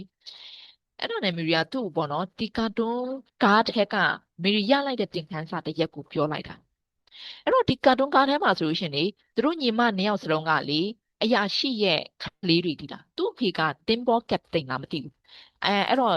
စစ်တိုက်တော့သူ့အဖေကဟွာထွက်လိုက်ဟွာစစ်တင်ဘောနောက်လိုက်ရတာပေါ့နော်အဲ့တော့အဲ့မှာねသူ့အမေနဲ့သူတို့နှစ်ယောက်ပဲကြံခဲ့တာအဲ့မှာသူတို့ရဲ့မြို့ကဟီရိုရှီးမားမြို့အဲ့မှာဂျပန်ကလာပြီးအမေရိကကလာပြီးတော့ဟွာအနုမြူပုံကျဲလိုက်တာလीကျဲတဲ့အချိန်မှာမြုပ်တစ်ခုလုံးပြကျသွားတာအဲ့မှာသူ့အမေကဘုံထိပြီးတော့သူ့အမေကအဲ့မှာဆုံးသွားတာအဲ့ဒါကနဲ့သူတို့ကစုထားပစ္စည်းလေးတွေရှိရဟာမြေအောက်ထဲမှာဝက်ထားတဲ့ဟာလေးတွေအဲ့ဒီပစ္စည်းလေးယူပြီးတော့သူတို့ရဲ့အတော်နော်သူတို့ရဲ့အတော်ဆိုတာသူ့အမေဖက်ကအမျိုးလားအဖေဖက်ကအမျိုးလားတော့မသိဘူးသူ့အတော်အိမ်မှာတွားနေတာဆက်ဆံချင်းအဲ့ဒီအတော်ကတော့ဟာခလေးကပစ္စည်းတွေအများကြီးယူလာဆိုအရန်ကြီးကြီးဖြူဖြူနဲ့ပေါ့နော်ကောင်းကောင်းမွန်မွန်နဲ့ဆက်ဆံတာပေါ့နော်ဒါပေမဲ့စစ်ကကြာလာတဲ့အချိန်မှာတော့စားနပ်ရိက္ခာကျက်တဲလာတော့ဟိုဘက်မကြီးမဖြူဖြစ်လာတော့ကလေဟွာစူတယ်ငေါက်တယ်နင်တို့ကလည်းဟွာဖြစ်တယ်ဘာညာပေါ့နော်အဲ့တော့ဒီကလည်းငငယ်ကတည်းကတထေးဟွာလေတထေးသားလေချမ်းသာလူကလေနည်းနည်းလေးအပြောခံရမယ်ဆိုတာနဲ့မခံချင်တော့လေဘာလှုပ်လိုက်လဲဆိုတာသူကညီမလေးကိုခေါ်ပြီးတော့လေရေကန်ဘေးနားမှာရှိတဲ့ကူကြီးတစ်ခုမှသွားနေလိုက်တာအဲ့တော့အဲ့ဒီကူထဲမှာကြောက်ကူထဲမှာနေရဆိုတော့လေအကောင်တွေဘာညာကြိုက်မှာပေါ့အဲ့မှာအစာရေစာတွေကလည်းမမှန်သူ့ညီမလေးကလည်းပိုက်စာချင်းမှာရှွန့်တွေကောက်စားသူကလည်းအစာအရန်အာပိုက်စာနဲ့ချင်းမှာသူများရဲ့ခြံထဲမှာအသီးတွေသူခိုးစားအဲ့လိုမျိုးပုံစံနဲ့ပေါ့နော်နောက်ဆုံးလူရင်းသူရှင်းပဲပြောလိုက်မယ်ဟာစက်သိန်းချတော့သူ့ညီမအရင်ဆုံးသွားတာသူကလည်းသူ့အဖေပြန်လာမလားပြန်လာမလားစောင့်ရင်စောင့်နေအဲ့ဒီယထာပူတာမှာဆုံးသွားတာအဲ့တော့ဒီနေရာမှာပေါ့နော်မေရီဒါလေးကိုကြည့်ပြောလေမေရီမှာအတွေးမြင်လေးတွေဖြစ်လာဒီလားတွေးတယ်ဒီလားတကယ်လို့စစ်တာမဖြစ်ခဲ့ရင်ဘယ်လိုဖြစ်မလဲဘယ်လိုဖြစ်မလဲဆိုတော့နောက်ဆုံးလေတကယ်လို့သူ့အကိုဒါပေါ့နော်အဲ့လောက်ထိသူ့အတော်ကသူ့နဲ့ပြောလိုက်ပြီဆိုတာနဲ့ဆက်ဆက်ထိမခံဖြစ်ပြီးတော့အိမ်ထဲကနေထွက်သွားတဲ့အဆင့်ထိမလောက်ခဲ့ဘူးဆိုရင်သူ့ညီမအဲ့လိုဖြစ်သွားမှာလားတကယ်လို့သူကိုယ်တိုင်မထွက်သွားဆိုရင်သူ့အတော်ကမောင်းထုတ်တဲ့အဆင့်တော့ရောက်မှာတော့မဟုတ်ဘူးလေဟုတ်တယ်မလားဟွာလေးရှိသေးရဲ့လေအမျိုးရဲ့မျက်နှာတွေရှိသေးရဲ့သူကဟိုကလေးတွေစီကသူ့အတော်ကသူတို့ထွက်စီချင်နေတာလေအဲအဲ့တော့မေရီကိုလာပြောရင်လာဖွင့်တဲ့ညီမလေးတွေကိုပြန်ပြောပြတယ်ကိုခြေတောက်ပေါ်ကိုရက်တည်နိုင်ပြီလားကိုပိုင်ဝင်ငွေရှိပြီလားမရှိသေးဘူးမခံချင်ဘူးထွက်သွားလိုက်မယ်ဆိုရင်ဒီကလေးလိုမျိုးပဲဒီကောင်လေးလိုမျိုးပဲဒုက္ခရောက်သွားလိမ့်မယ်နော်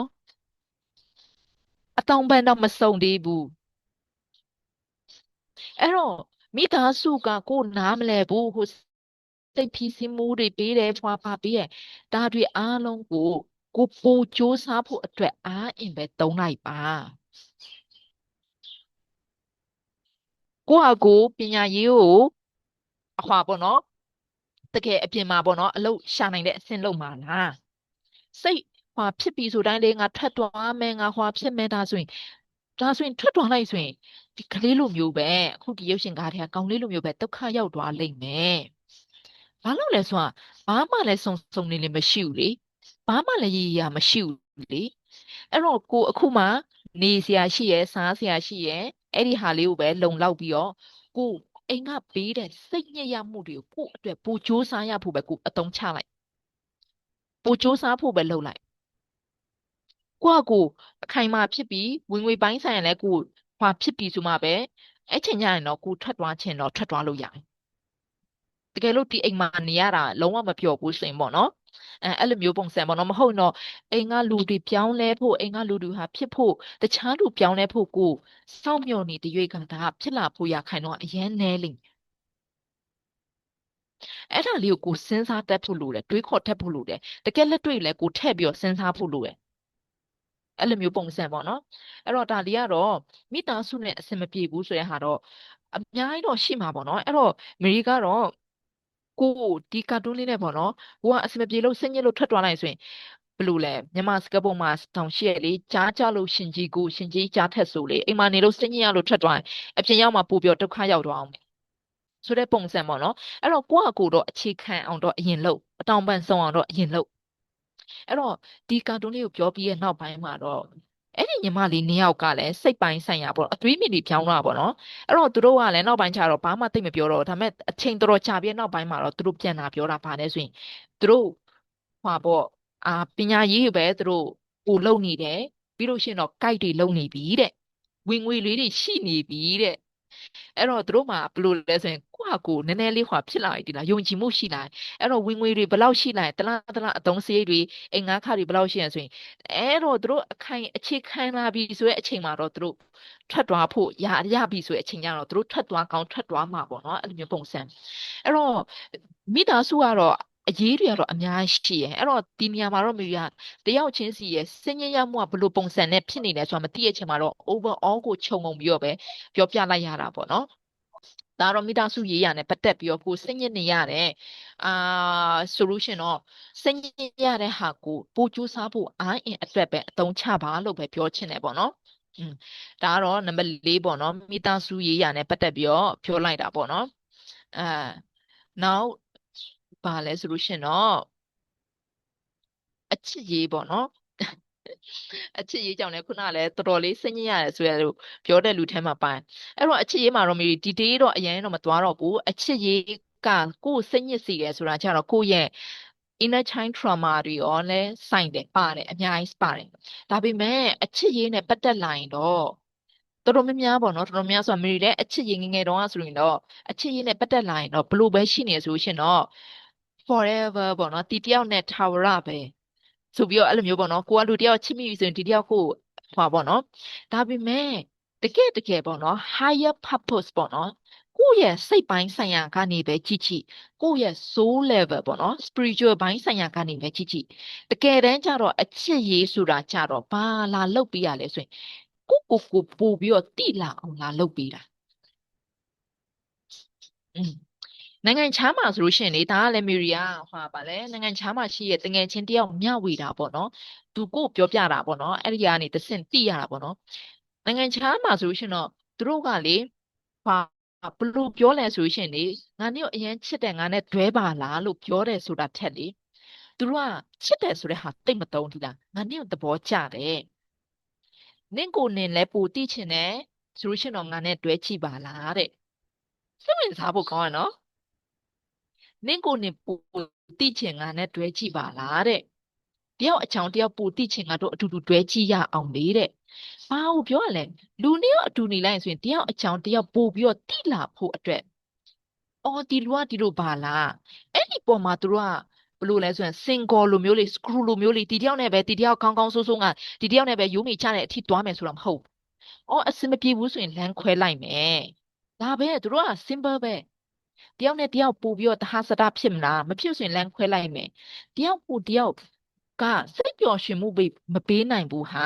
စင်ញရမှုတွေပဲများနေဆိုရင်ဟုတ်ပြီငါတို့တာနဲ့ပတ်သက်ပြီးတော့အဖြေရှာကြည့်ရအောင်ဟာငါတို့အဆင်မပြေဘူးတခုမေးမယ်နော်ကိုယ့်ရဲ့ဖနက်စိုက်လေးတွေရေးကြည့်ပေးပါဦးချက်ပေါက်ပါလေကိုစီးတဲ့ဖနက်ပဲစိုက်ရှိရဆိုတော့သိမယ်ထင်တယ်နော်ဖနက်စိုက်လေးတွေတစ်ချက်တော့ရေးကြည့်ပါဦး35တဲ့35တဲ့35ဆိုရင်ခြေထောက်လေးတွေတော်တော်လေးတေးရပဲ39 40မီလီလဲ38 39ထဲမှာပါတယ်40အဲ့တော့ကိုယ့်ရဲ့ဖနက်စိုက်တော့ကိုသိရနော်တကယ်လို့တငယ်ချင်းတယောက်ကလက်ဆောင်ပေးလိုက်တယ်ကိုစီးနေချဖနက်စိုက်ထက်သေးတယ်ဒါမှမဟုတ်ကြီးနေသေးနေတဲ့အချိန်ကျကိုစီးလိုက်တဲ့အချိန်ကျပါကြက်ပြောနာကြီးအချိန်ကျတော့ကိုစီးလိုက်တဲ့အချိန်တိုင်းလေဖလားဖလားဖလားနဲ့ခလုတ်တိုက်နေတောက်လျှောက်ခလုတ်တိုက်နေအဲ့တော့အဲ့ဒီဖနက်မျိုးကိုစီးချင်တာ yes or no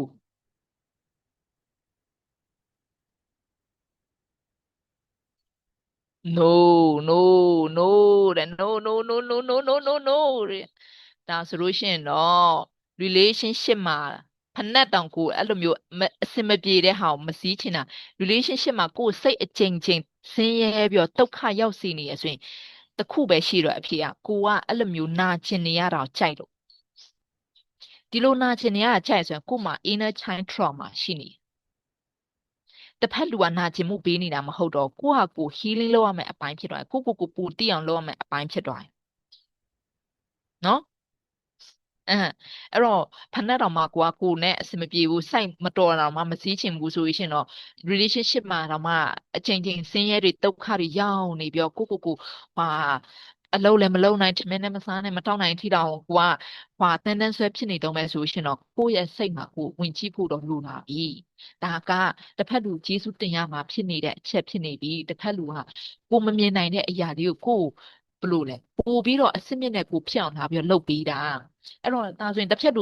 လူဖျက်ရမယ်ဆိုတာထက်ကို healing လုပ်ပေးဖို့လိုတယ်ကိုနဲ့ပေါ့နော် healing တွေဖြစ်လာတယ်ကိုရဲ့တချို့တော့ဟာလေးတွေကဖြစ်လာတဲ့အချိန်ကျတော့တစ်ဖက်လူကကိုနဲ့ရှစ်ဆက်ဖို့ကြီးဆက်ပါလို့ဆိုရင်တော့သူလည်းပိုကောင်းတဲ့လူတစ်ယောက်ဖြစ်လာလိမ့်မယ်မဟုတ်ဘူးဆိုရင်တော့ကိုသူ့ပေါ်မှာရှိနေတဲ့ခံစားချက်ကလျော့သွားလိမ့်မယ်อืม simple ပဲဒါ relationship ရဲ့နေရာမှာပဲတစ်ဖက်လူကသူနဲ့ကိုနဲ့ညှိရတာအဆင်မပြေဘူးဒါဆိုလို့ရှိရင်တော့သူ့သွားညှိမနေနဲ့ကိုပဲကိုဘာတွေညှိရမှာလဲကိုဘာတွေလှုပ်ဆောင်မှာလဲကိုရဲ့စိတ်အာရုံကိုအပေါ်မှာပဲအရင်ဆုံးထည့်လိုက်အဲ့တော့ကိုကပြောင်းလဲလာပြီဆိုရင်တစ်ဖက်လူနဲ့ကိုနဲ့ကရှစ်ဆက်ပြီးတော့သွားမယ်ဖူးစာရှင်ဆိုရှင်တော့သူလည်းပြောင်းလဲလာလိမ့်မယ်မဟုတ်ဘူးဆိုရင်တော့ကိုသူ့ပေါ်မှာရှိခဲ့တဲ့ခံစားချက်ကလည်းဟာပေါ်သွားလိမ့်မယ်အဲ့လောက်ထိခွာမဟုတ်တော့ဘူးเนาะဒါ relationship နဲ့ပတ်သက်ပြီးတော့ပြောချင်တဲ့ဟာပေါ့နော်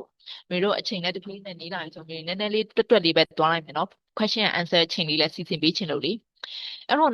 ဒါကဘာပြောချင်တာလဲဆိုလို့ရှိရင်တော့ကိုယ့်ရဲ့ focus လေးပေါ့နော်ကိုယ့်ရဲ့ focus ဆိုတာတော့သိမယ်ထင်တယ်နော်အားလုံးကိုဒီစိတ်အာရုံစိုက်မှုပေါ့နော်အဲ့တော့ကိုယ့်ရဲ့အာရုံစိုက်မှုကိုအမြဲရွေးချယ်နေဖို့လိုတယ်အဲ့တော့အခုဆိုလို့ရှိရင်ဟာမေတို့တော်တော်များများကကင်မရာလေးဖွင့်ထားတယ်နော်ကင်မရာလေးဖွင့်ထားဆိုရှင်တော့မေတို့တစ်ချက်ကြည့်အောင်ဒီထဲမှာလေဟာပေါ့အင်ချီအာအနီရောင်ဝတ်ထားလူဒီဘယ်နှစ်ယောက်လောက်ရှိလဲပေါ့တစ်ချက်လောက်ရှာကြည့်ကြည့်အင်းမီးတဲ့ အနီရောင်ဝတ်ထားတာမီးတဲ့အဲ့တော့အနီရောင်သွားရှာတဲ့အချိန်မှာတခြားအယောင်ပြီးတော့တတိထားမိလားမမြင်ရဘူးတဲ့ကိုကအနီရောင်လေးပဲလိုက်ရှာနေတဲ့အချိန်မှာတခြားအယောင်တွေကိုတတိမထားမိတော့ဘူးเนาะတခြားအယောင်ကိုယ့်ရဲ့ focus ထဲမဝင်တော့ဘူးเนาะဟုတ်လားเนาะ yes or no อืม yes အဲ့ဒါဘာပြောချင်တာလဲဆိုလို့ရှင်တော့မရီတို့ရဲ့ focus က limited ဖြစ်တယ်ဒီလားအဲ့တော့ကိုကတစ်ခုအာရုံစိုက်နေတဲ့အချိန်မှာဆိုလို့ရှင်တော့တခြားဟာလေးတွေကိုကတိတ်ပြောအာရုံမစိုက်နိုင်တော့ဘူးအဲ့တော့ကိုယ့်ရဲ့ focus ကလေတခြားလူဘလောက်အောင်မြင်နေပြီလဲတခြားလူကဘယ်နိုင်ငံရောက်နေပြီလဲတခြားလူကဘာတွေစားနေလဲတခြားလူက Facebook မှာဘာတင်နေရလဲတခြားလူကဘာကားစီးနေလဲအဲ့ဒီအပေါ်မှာရောက်နေပြီဆိုရင်ကိုတိုးတက်အောင်လုပ်ဖို့ အပေါ်မှာအာရုံမရောက်တော့ကိုတိုးတက်အောင်လုပ်နေတဲ့လူတွေကလေတခြားလူပေါ်မှာအာရုံမရောက်တိလားအဲ့တော့ကြည့်နေရတခြားလူအောင်မြင်တဲ့လူကလေသူတို့ focus လုပ်နေလို့တိလားကြည့်လိုက် online မှာ celebrity တွေပါပေါ့နော် influencer တွေကြည့်လိုက်သူတို့ဘာလုပ်နေရလဲသူတို့ရဲ့ channel ပဲ growing ဖြစ်အောင်သူတို့တောက်လျှောက်လုပ်နေရလေတခြားလူတွေရဲ့အောက်မှာ comment တွေ like ပေးနေတာဘာတွေ like ကြည့်နေရလဲอืมထုံထိုင်းတယ်လို့ပြောခံရတာခဏခဏတစ်ခုကိုအာရုံစိုက်နေရင်တခြားဟာကိုမရတော့ဘူးတဲ့အဲအဲ့တော့တစ်ခုကိုအာရုံစိုက်ပြီးတခြားဟာမရအောင်ဆိုရင်ကိုယ့်ရဲ့အာရုံစိုက်မှုကလေဒီလိုနေရာမှာဆိုလို့ရှိရင်ကိုကတစ်ခုကိုအာရုံစိုက်ပြီးတခြားဟာအာရုံမစိုက်နိုင်ဘူးဆိုရှင်တော့တခြားလူထက်ကိုကအာရုံစူးစိုက်နိုင်မှုပိုကောင်းတာလည်းဖြစ်မှာတိလားအဲ့တော့ဒါကိုပေါ့နော်အားတာချက်အနေနဲ့တော့သုံးစေချင်တယ်ကိုယ့်ရဲ့ဟာပေါ့နော်အဲ့တော့ဘာပြောချင်တာလဲဆိုလို့ရှင်တော့ကိုယ့်ရဲ့ focus ကိုလေကိုအမြဲတမ်းရွေးချယ်ဖို့လိုတယ်မနဲ့ထလာပြီးဆိုတာနဲ့လေအရင်ဆုံးပေါ့နော်ဖုန်းသုံးမယ် social media တွေကြည့်မယ်ဟို TikTok တွေကြည့်မယ်ဆိုတာထက်ပေါ့နော်မနဲ့ထလာပြီးဆိုတာနဲ့အရင်ဆုံးအင်္ဂလိပ်စာ meaning 10လုံးလောက်ချက်မှာလားစာအုပ်ကို15မိနစ်လောက်ဖတ်မှာလားအဲအဲ့ဒါပြီးနောက်ပိုင်းမှာပဲတခြားဖုန်းသုံးချင်တဲ့ဟာလေးတွေလုပ်မယ်အဲ့ဒီဟာလေးကိုကိုတော့သတ်မှတ်ပေးဖို့လိုတယ်ကိုယ့်ရဲ့ focus ကိုရွေးချယ်ဖို့လိုတယ်ပြီးရင်တော့ကို focus ရွေးချယ်တဲ့အချိန်မှာလေ social media မှာကြည့်လိုက်ကိုယ့်အတွက်ပေါ့နော်စိတ်ခံစားချက်ပေါ့နော်ဘာမကောင်းစေဘူးဘာဖြစ်စေတဲ့ဟာဆိုလို့ရှိရင်တော့ကိုကပေါ့နော်ဒါနဲ့ပတ်သက်ပြီးတော့ကိုပေါ့နော်တော်တော်လေးနေရထိုင်ရခက်စေရဆိုရင်အတက်နိုင်ဆုံးမကြည့်နဲ့ unfollow လုပ်ထားမယ်ဆိုရှင်တော့ unfollow တာလုပ်ထားလိုက်ဒါအကောင်းဆုံးပဲသိလားမဟုတ်ဘူးဆိုလို့ရှိရင်လေကိုယ့်ရဲ့စိတ်အာရုံစိုက်မှုကိုကကောင်းအောင်ပေါ့နော်မချိန်ညှိနိုင်တော့အဲ့တော့ကိုယ့်ရဲ့ focus ကိုရွေးချယ်ဖို့တော့လိုတယ်ဒါကတော့ Mary ပြောလိုက်တာပေါ့နော်အဲ့တော့ဒီနေရာမှာဆိုလို့ရှိရင်တော့ Mary ပြောလိုက်တဲ့အချက်လေးကိုလေဘယ်နှစ်ယောက်က focus ကိုဘယ်လောက်ရွေးချယ်နိုင်မှာလဲဆိုတာတော့မသိဘူးဒါပေမဲ့ဒီဟာလေးကိုငါဒါနဲ့ပတ်သက်ပြီးတော့ငါ focus ကိုတေချာရွေးချယ်တော့မယ်ဆိုပြီးတော့ဆုံးဖြတ်ချက်ချလိုက်တဲ့လူကလေမနေ့ပြန်နေစပြီးတော့ focus ကိုတေချာရွေးချယ်မယ်ကိုယ့်အတွက်ပဲတိုးတက်စေမဲ့ဟာလေးတွေပေါ့နော်စိတ်အားငယ်တယ်လို့ခံစားနိုင်တော့ပြန်အသုံးချပြီးတော့ပြန်ပြီးတော့စူးစမ်းမယ်အဲ့ဒါဆိုလို့ရှိရင်လေနောက်6လနောက်တစ်နှစ်နောက်2နှစ်နောက်3နှစ်ဆိုရှင်တော့အခုမြင်တွေ့နေရတဲ့လူတွေကလေတတန်းထဲမှာရှိနေတော့မှမဟုတ်ဘူးတိလား level တွေကမတူတော့ဘူးဒီ message ကိုတစ်နေ့ထဲမှာပဲအကုန်လုံးအတူတူရရှိသွားတယ်ဒါပေမဲ့ကိုကျင့်တုံးတဲ့အပေါ်မှာမူတည်ပြီးတော့ကွာသွားလိမ့်မယ်အဲ့တော့မီရီကတော့အားလုံးကိုပေါ့နော်ကွာသွားတယ်ဆိုတဲ့ဖက်ကိုပဲရောက်စီချင်တယ်ပေါ့နော်နားထောင်ပြီးတော့တုံရင်းကတုံရင်းတိုင်းပဲဖြစ်မနေစေချင်ဘူးပေါ့နော်နားထောင်ပြီးတော့တကယ်ပဲပြောင်းလဲဖို့လုပ်တဲ့ဟာလေးကိုဖြစ်စေချင်တယ်ပေါ့နော်အင်းအဲ့တော့နောက်ဆုံးအချက်ပေါ့နော်မီကလည်းအချိန်လေးကိုကြည့်ပြီးတော့ပြောနေရဆိုတော့နောက်ဆုံးအချက်ကိုနည်းနည်းလေးတွတ်လေးတွားလိုက်မယ်အဲ့လိုလေးတွတ်လေးတွားရလဲကောင်းပါရင်တော့မဟုတ်ရင်တော့အားလုံးကအိတ်ငိုက်နေတွတ်လေးတွားတော့အားလုံးလည်းအာယုံစိုက်ပြီးနားထောင်နေရဆီယမစကားပြောတာတွတ်နေရအဲ့တော့နောက်ဆုံးကတော့ပုံပြင်လေးတစ်ပုတ်နဲ့အဆုံးတက်ပေးချင်တယ်ပေါ့နော်အဲ့ဒါကဘာလဲဆိုရင် the missing piece miss the big O တဲ့ဒီပုံပြင်လေးရောကွာနားထောင်ဖို့ရလို့ရှိတာဖတ်ဖို့ရလို့ရှိတာ yes or no yes ဆိုရင်လည်း yes ပေါ့ no ဆိုရင်လည်း no ပေါ့ yes တဲ့ရှိလားတော့အာ no yes no yes no တဲ့ yes no ကတော့တဝက်ဖြစ်ရင် no yes တဲ့တဝက်ပဲ no no no no no တွေကတက်လာတာများလာပြီ no တွေကများတာ yes you are special တဲ့ဟာဒီချောင်းလေးမမိနေရပဲ no တဲ့အဲ့တော့ဟုတ်ပါတယ်ဒီပုံပြင်လေးကတော့မူရင်းဆိုင်ရေးတော့ share saver style ပေါ့နော်အမေ Mary ရဲ့ you are special ပေါ့နော်မိကထူးခြားတယ်ဆိုတဲ့စာအုပ်ထဲမှာရေးမှတ်ထားတယ်ပေါ့နော်ရေးထားပြီးရပေါ့နော်ပါထားတယ်အဲ့တော့ဒီပုံပြင်လေးကလေအပိုင်းနှစ်ပိုင်းရှိတာပထမဆုံးအပိုင်းကဒီနေ့ကအတိကပထမဆုံးအပိုင်းကိုပြောမှာမဟုတ်ဘူးဒုတိယအပိုင်းကိုပြောမှာဒါကဒုတိယအပိုင်း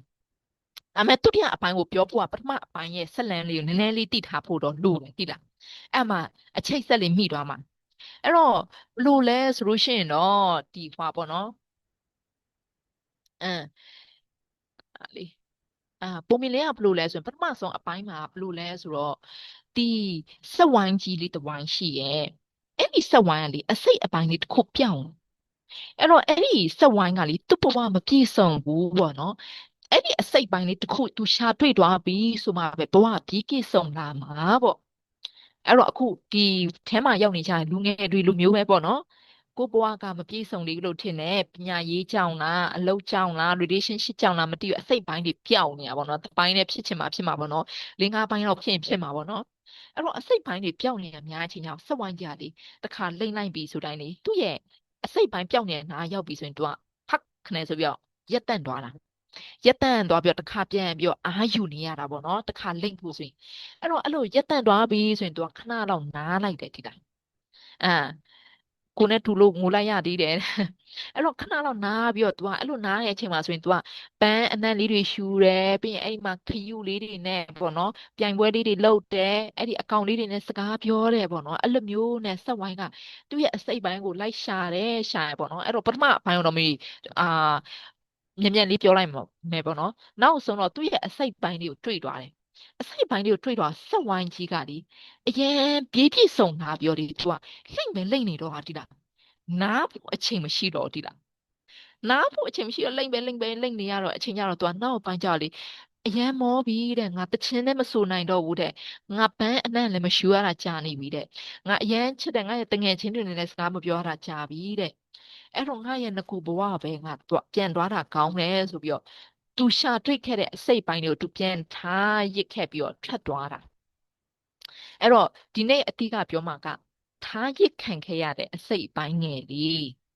းနော်အဲ့တော့အဲ့ဒီအစိတ်ပိုင်းငယ်လေးကထားခံခဲ့ရတာလေအရင်ချစ်လွန်လာပါတယ်ဆိုပြီးတော့လာပြီးတော့ရှာသွားပြီးတော့နောက်ဆုံးတော့အဲ့ဒီစက်ဝိုင်းကြီးကပဲထားခဲ့တာအဲ့နဲ့အစိတ်ပိုင်းလေးကပြန်ပြီးတော့စောင့်မျောနေတာပေါ့နော်တူနဲ့ကိုက်ညီမဲ့စက်ဝိုင်းကြီးရဲ့ရောက်လာမှုတူဆက်ပြီးတော့စောင့်မျောနေရစောင့်တယ်ရောက်လာတယ်အဆင်မပြေဘူးထပ်စောင့်တယ်တချို့ကလည်းအရန်ကြီးနေတချို့ကလည်းအရန်သေးနေခုနဖက်နဲ့လိုမျိုးပေါ့နော်အရန်ကြက်နေတယ်အရန်ပွားနေတယ်အဲ့လိုမျိုးတချို့ကလည်းသူတို့ဟာနဲ့သူတို့အဆင်ပြေနေတယ်တချို့ကလည်းသူ့ပေါ့နော်တချို့ကအစိတ်ပိုင်းတွေအရန်များတယ်ဟောပေါ့နော်အရန်ကိုပွေရှုပ်တဲ့လူမျိုးပေါ့နော်ရေးစားတွေအများကြီးရှိနေပြီးတော့ကိုယ်လည်းလိုချင်တယ်ဆိုတဲ့ပုံစံလိုမျိုးပေါ့နော်အစိတ်ပိုင်းတွေအရန်များအဲ့တော့အဲ့လိုမျိုးအစိတ်ပိုင်းတွေအများကြီးရှိလို့ဆိုရင် तू ကပုံရှောင်နေရတာတိလားမဟုတ်ရင်သူတို့ရဲ့ကြော့ကွင်းထဲမှာပါသွားမှာပေါ့နော်အဲ့တော့အဲ့လိုမျိုးလူပွေလူရှုပ်တဲ့လက်ထဲမှာလည်းကိုမကြရောက်တော့ဖို့တော့လိုရယ်နော်အဲ့လိုမျိုးပုံစံနဲ့သူတို့ကဟွာပေါ့စောင့်မျှော်ရင်းနဲ့သူနဲ့ကိုက်ညီတဲ့မတွေ့ဘူးဖြစ်နေတာစက်ဝိုင်းကိုတနေ့ကျလေသူလုံးဝမတွေ့ဘူးတဲ့ထူးဆန်းတဲ့ဝလုံးကြီးကရောက်လာဒီဝလုံးကြီးမှာလေဟွာပေါ့နော်အစိတ်ပိုင်းနေတယ်ဘာမှမရှိလုံးနေရပဲအဲ့နဲ့ तू ဘာပြောလိုက်လဲဆိုရင်နင်ကားတဲ့ငါနဲ့ရဲ့အစိတ်ပိုင်းဖ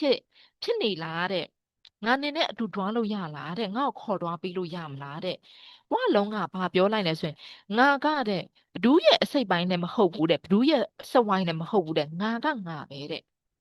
အဲ့ဒါနဲ့စက်ဝိုင်းကဘာပြောလိုက်ဆိုရှင်လဲနင်ကလည်းတဲ့နစ်ဖာတာနဲ့လိမ့်လို့ရတယ်လေတဲ့အဲအဲ့နဲ့ဒီအစိတ်ပိုင်းလေးကလေငါဖာတာငါလိမ့်ရမယ်ဟုတ်လားအစိတ်ပိုင်းကမလိမ့်နိုင်ဘူးလေဒီမှာလေ by myself a missing piece cannot go by itself ပေါ့နော်ဒါပါနဲ့တူတယ်ဆိုရင်ငါမှာကပညာရေးအရေးချင်းမပြည့်စုံဘူးလေငါမှာပွဲလက်မှတ်မရှိဘူးလေအဲ့တော့ငါလှုပ်လို့ရပါမလားငါအလုပ်လုပ်လို့ရပါမလားငါပတ်စံရှာလို့ရမလားအဲ့တော့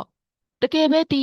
လောကမှာလေပညာရေးကိုဆုံးခန်းတိုင်အောင်မတင်ထားပေမဲ့မီလီယံနာတွေဖြစ်နေတဲ့လူတွေအများကြီးပဲတိတာမတ်ဆူကဘတ်စ်တို့လေဘီဂိတ်တို့လူမျိုးလေဒါပေမဲ့သူတို့ရဲ့တူညီချက်ကပါသူတို့ကိုသူတို့ဘယ်သူလဲဆိုတာသိရနော်သူတို့ကိုသူတို့ဘာလုပ်ချင်လဲဆိုတာသိရနော်ပညာရေးကိုဆုံးခန်းတိုင်အောင်တင်ထားပြီးတော့လေမရီပြောထားတာလေမရီရဲ့တကယ်တငယ်ချင်းအစ်စ်နော်ဟိုနိုင်ငံခြားမှာမာစတာတွေပါညာပြီးထားတယ်တိလားဒါပေမဲ့အိမ်မှာပဲပြက်နေရသူတို့ဘာကိုလုပ်ချင်မှန်းလဲသူတို့မသိသေးဘူးဖြစ်နေပြန်ရှာဖွေနေရအဲ့လိုမျိုးအဲအဲ့တော့ဒီမှာပေါ့အစိတ်ပိုင်းလိုမျိုးပေါ့နော်ငါဟွာလေးမပြည့်စုံလေးလို့လေတရားမပြည့်စုံလို့လေစသဖြင့်အဲ့လိုမျိုးပေါ့နော်ဟိုအိမ်ကကိုယ့်ကို supporting မပေးလို့လေအိမ်ကအားမပေးလို့လေမေရီအခုပြောပြမယ်နော်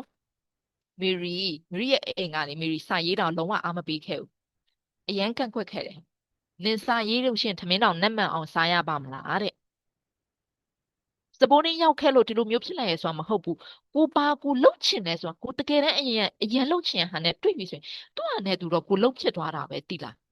အစင်မပြေပြေအောင်လည်းကိုလှုပ်သွားတာပဲ နော်အဲ့လိုမျိုးပေါ့နော်အဲ့တော့ဒီအစိတ်ပိုင်းတွေက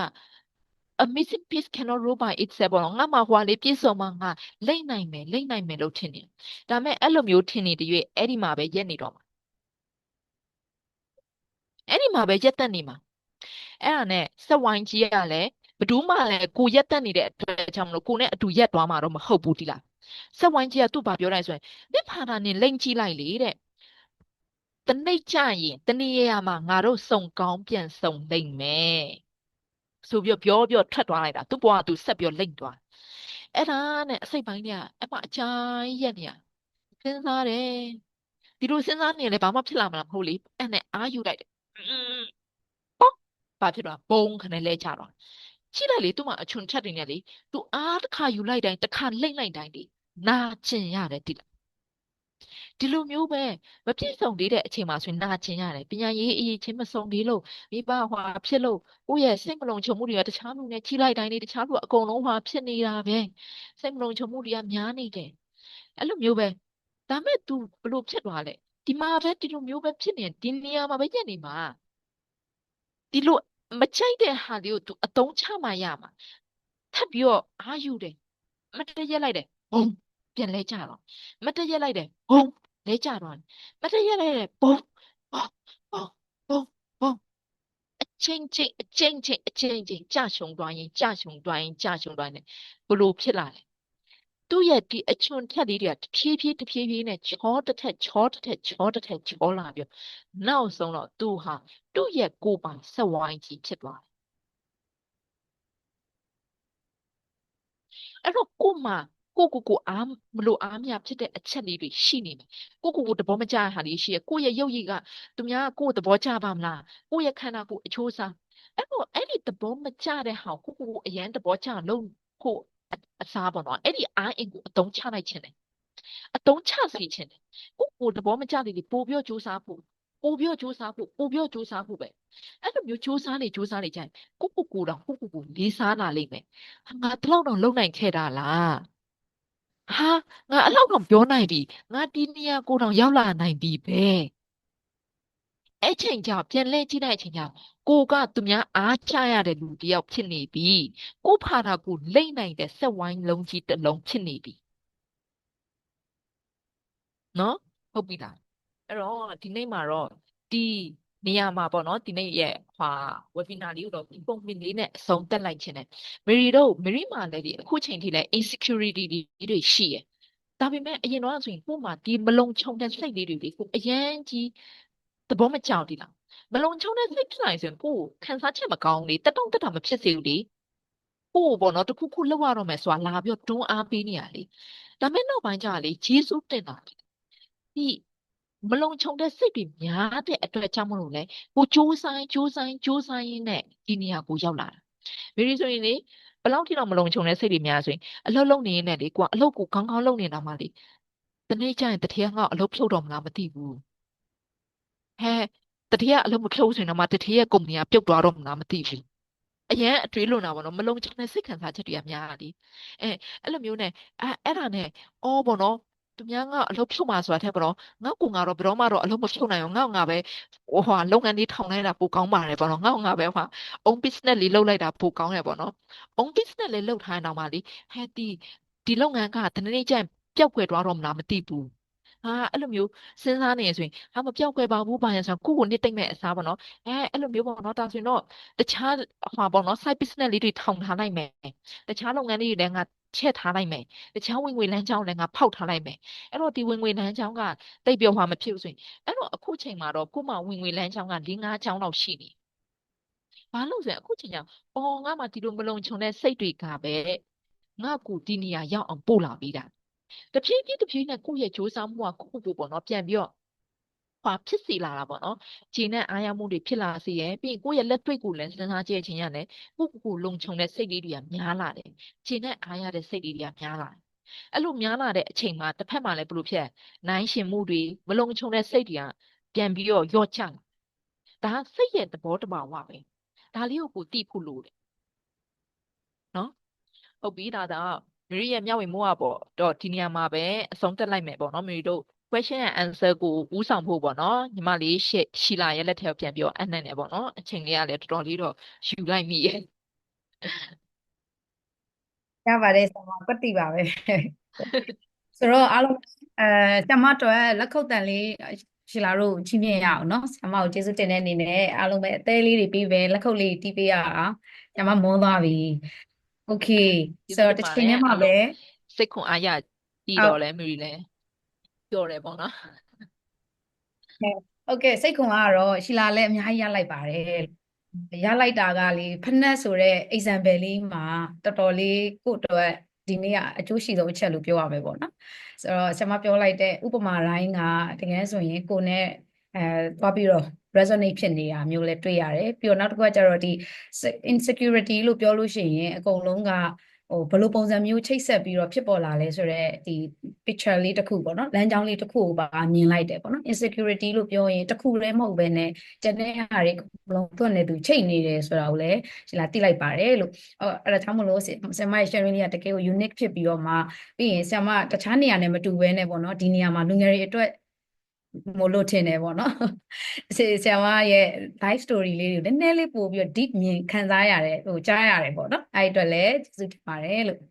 ဆိုတော့အားလုံးပဲဆရာမကိုမေးချင်တဲ့ဘေးခွန်းလေးရှိလို့ရှိရင်ရှိလားလူတွေအများကြီးတော့အချိန်မယူတော့ဘူးပေါ့နော်အဲဒါကြောင့်မလို့ချက်ထဲမှာပဲရေးပေးပါလို့ပြီးလို့ရှိလို့ရှိရင်ဆရာမအနေနဲ့အဲ့မေးခွန်းတွေကိုဖတ်ပြီးတော့ပါပေါ့နော်တချို့အရာလေးဆိုရင်ပေါင်းပြီးတော့ဖြည့်ပေးရတာပဲဖြစ်ဖြစ်ဒါမှမဟုတ်လဲလိုအပ်လို့ရှိရင်ပေါ့နော်တက်ခွဲပြီးတော့ဖြည့်ရဖြစ်ဖြစ်ဆရာမပြုလုပ်ပေးသွားပါလိမ့်မယ်လို့အခုချိန်မှာဆရာမကိုမေးချင်တဲ့မေးခွန်းလေးတွေရှိရင်ရေးခဲ့ပေးပါနော်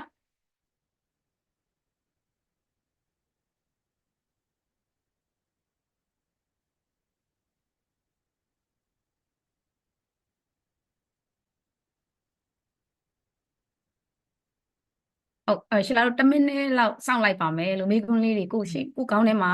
ဆရာမကိုမမေးလိုက်လို့ရှိရင်ဒီညအိတ်မပျော်ဘူးဆိုတဲ့မေးခွန်းလေးတွေထည့်ပေးပါလို့ဒီမှာပေါ့နော်မေခွန်းတစ်ခုတော့မြင်လာရင်ပေါ့နော် overthinking ဓမ္မလေးတွေအတွက်ဘယ်လိုနဲ့သိမ့်ပေးရမလဲပေါ့နော်အဲ့တော့ဒီမေခွန်းလေးကိုအရင်ဆုံးဖြေလိုက်မယ်နော်တခြားမေခွန်းလေးတွေကလည်းအခုရေးထားလို့ရပါပေါ့နော်overthinking ဓမ္မတွေအတွက်ကလေဘလို့ overthinking ကလေတစ်ခုပဲမေးလိုက်အဆိုးဆုံးအခြေအနေကဘလို့ဖြစ်သွားမှာလဲလို့ထင်ထားလို့လေအဆိုးဆုံးအခြေအနေရောက်သွားပြီဆိုရင်ဘလို့ဖြစ်မှာလဲနော်အဲ့ဒီ overthinking ကစဉ်းစားနေသူအဆိုးဆုံးအခြေအနေကိုရက်လက်ကလည်းအဆိုးဆုံးအခြေအနေကိုရောက်သွားမှာကြောက်နေရပဲလေမဟုတ်လားအဲ့တော့အဆိုးဆုံးအခြေအနေရောက်သွားရင်ဘလို့ဖြစ်မှာလဲအဲ့ဒီဟာလေးကိုစိတ်ကူးပုံဖော်ကြည့်လိုက်အဆိုးဆုံးအခြေအနေရောက်ပြီဆိုရင်ကိုဘလို့ရင်ဆိုင်မှာလဲဒီနေရာမှာပေါ့နော်မရီရဲ့မိတ်ဆွေတယောက်ပေါ့နော်သူကကိုပိုင်လုပ်ငန်းလုပ်တာသူကလည်း overthinking တမှာပဲဒီလားသူ့ရဲ့ insecurity များလို့ပဲပြောမှရမှာပေါ့နော်မလုံခြုံမှုတွေများတော့အများနဲ့စိုးရိမ်နေတာသူ့ရဲ့အလောက်ကလေဟိုဖြစ်မှာအရင်တော့ခစ်ကောင်းတော့လည်းလေဝန်ထမ်းတွေကသူတရရောက်ကိုအားရလာပြီဆိုတော့ဒီဝန်ထမ်းထွက်သွားရင်သူဘယ်လိုလုပ်ရမှာလဲသူ့ရဲ့လုပ်ငန်းဟိုဖြစ်ရင်ဘယ်လိုလုပ်ရမှာလဲဒီလိုလုပ်ဘယ်လိုလုပ်ရမလဲအများနဲ့ overthinking ဖြစ်နေတာဒီလားအဲ့နဲ့တစ်ခေါက်မိနဲ့စကားပြောရင်းနဲ့မရီယာသူ့မေးလိုက်တယ်ဒီလုပ်ငန်းရဲ့အဆိုးဆုံးအခြေအနေကဘယ်လိုဖြစ်သွားမယ်လို့ထင်တယ်။တွာပါစဉ်းစားလိုက်ပြီးအဆိုးဆုံးအခြေအနေဆိုဒီလုပ်ငန်းပြတ်သွားမယ်ထင်တယ်ပေါ့။အဲ့ဒါမီရီယာဒီလုပ်ငန်းပြတ်သွားပြီဆိုရင်ဘယ်လိုခံစားရမှာလဲ။မေးလိုက်လေသူ့ရဲ့အဖြေကလေထူးဆန်းဒီလား။ပေါ့သွားတာပဲလေတစ်ခုလုံးနဲ့လေဝန်ကြီးတစ်ခုလုံးပေါ့သွားပဲလေဒီဝန်ကြီးကိုထမ်းထားရတာပေါ့နော်။အဲ့လိုမျိုးပေါ့နော်။အဲ့နဲ့ဟဲပေါ့နော်နင့်ရဲ့အဆိုးဆုံးအခြေအနေရောက်လာတော့နင့်ပို့ပြီးပေါ့ပါသွားစေဆိုရင်ဒါဆိုရင်နေဘာလို့ကြောက်နေဖို့လူတွေရလဲပေါ့နော်သူမေးလိုက်တာလေသူကလည်းအေးဟုတ်တာပဲတဲ့နေအဲ့လိုပြောလိုက်မှပေါ့နော်အဲ့ဒီနောက်ပိုင်းကျသူအဲ့လောက်ထိလဲမစင်းစားတော့ဒီလားဖြစ်လာတယ်လို့ပဲဆိုပြီးတော့အဲ့လိုမျိုးနဲ့လေအဲ့တော့တိတ်ပြီးမစင်းစားတော့တဲ့အချိန်မှာသူ့လုပ်ငန်းလည်းပူပြီးတော့အောင်မြင်လာတယ်ဒီလားအဲ့လိုမျိုးပေါ့နော်အဲ့တော့ overthinking တမှာအတွက်ဆိုလို့ရှိရင်တော့ဒီလိုမျိုးပုံစံနဲ့လေးကိုမေးခွန်းလေးတွေမေးကြည့်ပေးလို့ရတာပေါ့နော်သူတို့ခံစားချက်ကိုအရင်ဦးစားပေးနေမိတာတဲ့ဘယ်လိုထိန်းချုပ်ရမှာလဲတဲ့อืมခံစားချက်ကိုအရင်ဦးစားပေးနေမိတယ်ဆိုလို့ရှိရင်တော့ဒါဆိုလို့ရှိရင်တော့ခံစားချက်ကိုဦးစားပေးနေမိရဆိုရင်မိတို့ရဲ့ brain မှာက left brain နဲ့ right brain ဆိုပြီးတော့ရှိရယ်ခံစားချက်ကိုအရင်ဦးစားပေးနေရဆိုတာကိုယ့်ရဲ့ right brain က strong ဖြစ်နေတာဒီလား right brain က strong ဖြစ်နေရဆိုတာဒါကိုဘယ်လိုထိန်းချုပ်ရမှာလဲဆိုတာထက်လေမိရိကထိန်းချုပ်ကိုလုပ်ဖို့ဆိုရှင်လေပို့ပြီးတော့ခက်လိမ့်မယ် hello ကြားရရဲ့လားမသိဘူးเนาะအားလုံးရဲ့ပုံကရက်နေတော့လေမေရီက line များကြာနေလားပေါ့ ဟုတ်ကဲ့ကြားရပါတယ်ရှင် ကြားရရနော်အဲ့တော့ထိန်းချုပ်ဖို့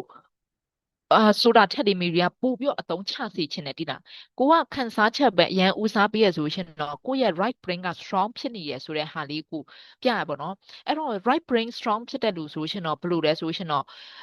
စိတ်ကူးဖန်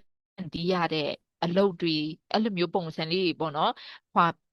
လောက်ရတဲ့ imagination အလုပ်တွေပကြီးဆွဲတာတွေဘာညာပေါ့နော်အဲ့တော့အဲ့ဒီဟာကိုလေကိုယ့်ရဲ့ခန်းစားချက်ဦးစားပေးတဲ့ဟာလေးကိုလေကိုတခုခုအကျိုးရှိတဲ့အလုပ်ပေါ်မှာအသုံးချလိုက်စေချင်တယ်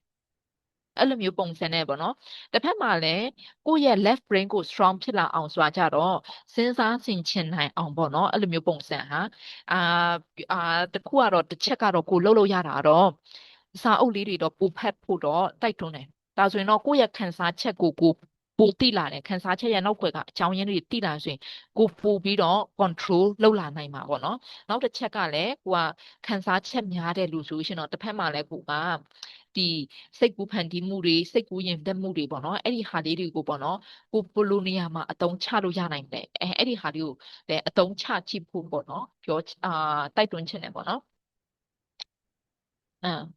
အဲ့တော့ငင်းပယ်ခံရမှာကြောက်ရွံ့မှုအကြောင်းလေးသိချင်တယ်တဲ့ငင်းပယ်ခံရမှာကြောက်ရွံ့မှုဆိုတဲ့ဟာကဒီနေရာမှာပေါ့နော်မိခဏလေးနည်းနည်းလေးမိခွန်းလေးတွေနည်းနည်းလေးခြုံငုံပြီးတော့ကြည့်လိုက်မယ်နည်းနည်းလေးစင်တဲ့မိခွန်းလိုမျိုးရှိနေမလားပေါ့နော်အမဲအပြစ်တင်တဲ့လူမျိုးမရောက်ရဲသူလိုမျိုးဖြစ်နေရင်ဘယ်လိုမျိုးပြောပြတင်လဲပေါ့နော်အပြစ်တင်နေတယ်ငင်းပယ်ခံရမှာကြောက်နေတယ် childhood trauma ကိုအသက်အရွယ်မှာဘယ်လို resolve လုပ်ရမလဲပြတဲ့childhood trauma ကို resolve လုပ်ဖို့ကလေအချိန်တစ်ခုတော့ယူရလိမ့်မယ်အဲ့မှာဟာပေါ့နော်စစ်မှန်တော့မိမိနဲ့တွေ့ဆုံချင်းစာအုပ်ကိုမဖတ်ရသေးဘူးဆိုရှင်တော့ဖတ်ကြည့်ဖို့တိုက်တွန်းခြင်းနဲ့နောက်တစ်ခုကမိရိရဲ့ heal your inner child အတန်းလေးရှိရပေါ့နော်ဒါကတော့ကိုယ့်ရဲ့ childhood trauma ကို healing လုပ်တဲ့အတန်းလေးအဲ့ဒီဟာလေးကိုလည်းတကယ်လို့အဆင်ပြေဆိုရှင်တော့ join ကြည့်ဖို့တော့တိုက်တွန်းခြင်းနဲ့ပေါ့နော်ကိုအမြဲ limit လုပ်နေမိလို့ဘယ်လိုဖျောက်ဖျက် self control ကိုအကောင်းဆုံးပေါ့နော်အာ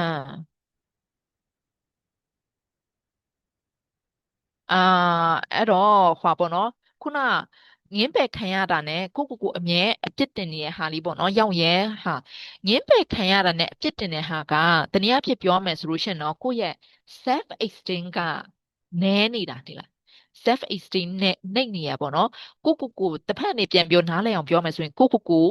တဘောမကျတဲ့စိတ်လေးတွေကိုယုံကြည်မှုမရှိတဲ့စိတ်တွေများနေရပေါ့နော်ကိုအားမလို့အားမရဖြစ်တဲ့စိတ်လေးတွေများနေရဒါလေးတွေအားလုံးခြုံငုံပြီးတော့ပြောမယ်ဆိုရှင်တော့ self esteem နည်းနေတဲ့ထဲမှာပါတယ်ပေါ့နော်အဲ့လိုမျိုးအဲ့တော့ကိုယ့်ရဲ့ဒီ self esteem ကိုပေါ့နော်ပို့ပြီးတော့ခေါင်းမွန်လာအောင်တစ်ဖက်မှာလည်းငင်းပယ်ခံရတဲ့အချိန်မှာကိုဘလို့ဖြစ်သွားလဲကိုယ့်ရဲ့ဒေးတိမ်သွားမှုကိုယ့်ရဲ့ပျောက်ကွယ်သွားမှုစတဲ့အဲ့ဒီခံစားချက်တွေနဲ့အတူရှိဖို့ပေါ့နော်အဲ့ဒီခံစားချက်တွေကိုလက်ခံဖို့ကိုပေါ့နော်ဘလို့ပဲဖြစ်နေပါစေပေါ့နော်ကိုလက်ခံဖို့ပေါ့နော်အဲ့ဒီဟာလေးပေါ့နော်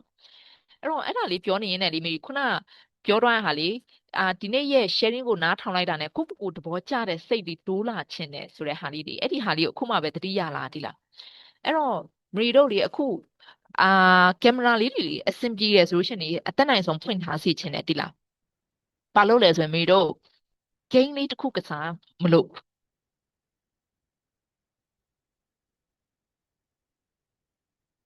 အဲ့တော့မေတို့ကစားမဲ့ game လေးကိုပြောပြမယ်နော်အဲ့တော့ကင်မရာလေးမဖွင့်တဲ့လူကဖွင့်ဖို့အဆင်မပြေလို့လုပ်ပဲမေယူဆလိုက်မယ်နော်အဲ့တော့ကိုတိုင်ကမဖွင့်ဘူးဆိုရင်တခြားလူဖွင့်ထားလူကိုချိလို့ရနော်ဘာ game လဲဆိုလို့ရှိရင်တော့ဒီထဲမှာကိုနဲ့တူတဲ့လူကိုရအောင်ရှာဆိုတဲ့ game အဲ့တော့ဒီ game ကိုနိုင်အောင်ကစားနိုင်မလားရအောင်ရှာနိုင်ဆိုရှင်တော့ game နိုင်မယ်မရှာနိုင်ဘူးဆိုရင်တော့ game မနိုင်ရှီလာကြီးနေရှီလာရှိပါရှာမယ်ပေါ့နော်ဒါပေမဲ့ရှီလာနဲ့ရှီပါကလည်းမတူပါဘူးနည်းနည်းလေးစင်တာကိုနဲ့တူရဆိုတော့100%တူနေရမှာတိလားရှာနိုင်လားမရှာနိုင်ဘူးလား yes or no ချက်ပေါက်မှာတစ်ချက်တော့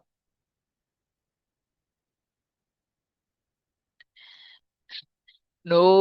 တဲ့မကစားတော့ဘူးလားဒီ game ကို game ကစားရင်နိုင်အောင်ကစားချင်တယ်မဟုတ်လားဟုတ်ပြီဟာမေရီယာ အေးလေဒီထဲမှာလူက30ကျော်ပဲရှိရဟာဘယ်လိုလုပ်ပြီးရအောင်ရှာနိုင်မလဲနော်အဲ့တော့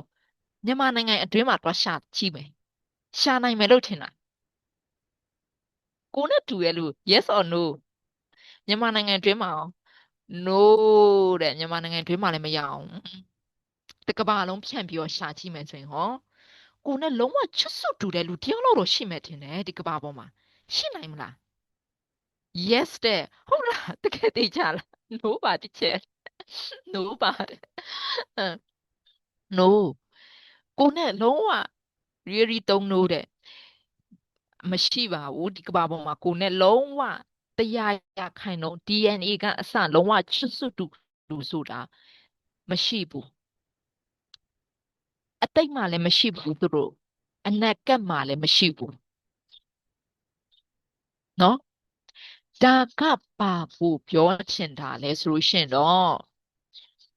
you are special you are unique ကိုက special ဖြစ်တယ်ကိုက unique ဖြစ်တယ်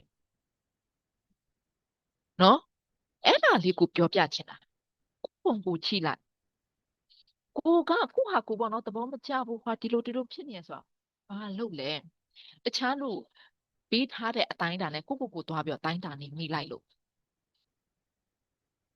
အဲ့တော့ကိုရုပ်ကလေကိုမှန်နှိမ့်စင်မြင်တွေ့နေရတဲ့ရုပ်ကလေတခြားတဲ့နေရာမှာကိုထပ်ပြီးမမြင်တွေ့နိုင်တဲ့ရုပ်ပုံစံဖြစ်နေရတိလားအဲ့ဒါလေးကိုတိဖို့လို့တဲ့ငါဒီကဘာပေါ်မှာတယောက်တည်းပဲရှိရလို့ငါပိုင်ဆိုင်ထားရတာကိုရဲ့အဖိုးမဖြတ်နိုင်မှုကိုတိဖို့လို့တယ်ကိုကကိုရဲ့ဖြစ်တည်မှုနဲ့ပဲကိုပဲဟိုမေရီတောင်မှလေဟွာဗာလဲဆန်းတယ်နော်ဒီကဘာတစ်ခုလုံးထဲမှာပဲနေနေတာတော့မှလေအနောက်တိုင်းနိုင်ငံကလူတွေကလေအသားညိုတာကိုကြိုက်တာအရှေ့နိုင်ငံကလူတွေကအသားဖြူတာကိုကြိုက်တာအသားဖြူရင်လာတယ်လို့ထင်တာအနောက်နိုင်ငံကလူတွေကအသားညိုမှလာတယ်လို့ထင်တာအေးအဲ့ဒီမှာပေါ့နော်မေရီရဲ့ဟွာအရင်တက္ကသိုလ်တက်တော့ပေါ့နော်တငယ်ချင်းတယောက်ရှိတယ်။ तू ကလေသူ့ကိုယ်သူအသားညိုအောင်လုပ်တာ။ဘာလုပ်လဲဆိုရင် तू ကနိုင်ငံခြားသားကောင်လေးရချင်လို့တဲ့။နိုင်ငံခြားကောင်လေးတွေရတဲ့အသားညိုတာကြိုက်လို့တဲ့။အဲ့တော့ကိုရီးယားအသားဖြူတာလိုချင်နေရမဟုတ်တာ။အေးအဲ့လိုမျိုးပုံစံပေါ့နော်။ဒါကြောင့်မတူဘူးလို့ပြောတာပေါ့နော်။မေရီကြည့်ဘူးတဲ့ပါလဲ။ဟွာရုပ်ရှင်ကားတစ်ခါမှလည်းဒီဟွာစင်ဒရဲလာတွေဘာညာဟိုမင်းသမီးတွေဆိုရှင်လုံးဝပိန်ပြီးတော့အဲ့လိုမျိုးပါလဲကာတွန်းတကားအဝကြီးတွေပဲဝမပဲချစ်ဖို့ကောင်းတယ်ဆိုတဲ့ပုံစံအဲ့လိုလူတိုင်းကဝအောင်ကြိုးစားကြတယ်အဲ့လိုမျိုးပုံစံပေါ့နော်အဲ့တော့ဒါကတော့အပြင်ကလူတွေကတက်မှတ်လိုက်တဲ့ဟာပေါ့ foreigner နဲ့ရေးစားဖြစ်ချင်နေတော့အခါနဲ့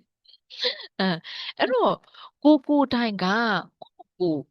ရဲ့ဖြစ်တည်မှုပေါ့နော်ကိုရဲ့ဖြစ်တည်မှုအရှိတိုင်းကိုအရင်ဆုံးလက်ခံဖို့လိုတယ်ကိုရဲ့ဖြစ်တည်မှုကဒီကဘာပေါ်မှာနောက်ထပ်ဒုတိယထပ်ပြီးမရှိနိုင်တော့တဲ့လူဖြစ်နေတယ်ဒါကိုသိဖို့လိုတယ်ကိုရဲ့ဖြစ်တည်မှုကဘလို့ပုံစံပဲဖြစ်နေကိုကဒီကဘာပေါ်မှာဒါနောက်ထပ်ဒုတိယထပ်ပြီးမရှိနိုင်တော့အဲ့တော့ I am special I am unique ဆိုပြီးတော့ကိုအမြဲပြောပြီးဖို့လိုတယ်ဒါလေးတွေကိုခံစားမိလာလေကိုရဲ့အထဲမှာရှိတဲ့ကိုတန်ဖိုးထားတဲ့စိတ်ကကောင်းလာလေပဲကိုရဲ့ self esteem ကကောင်းလာလေပဲအဲ့ချိန်မှာတော့ခုနပေါ့နော်အငင်းပဲခံရမှာတွေကြောက်တာတွေပြီးလို့ရှိရင်တော့ပေါ့နော်ခုနပြောတာပါတယ်ကိုအပြစ်တင်တာတွေဝေဖန်တာတွေကိုမကြိုက်တာတွေအဲ့ဒီဟာလေးတွေကလည်းယော့နေလာမှာပဲ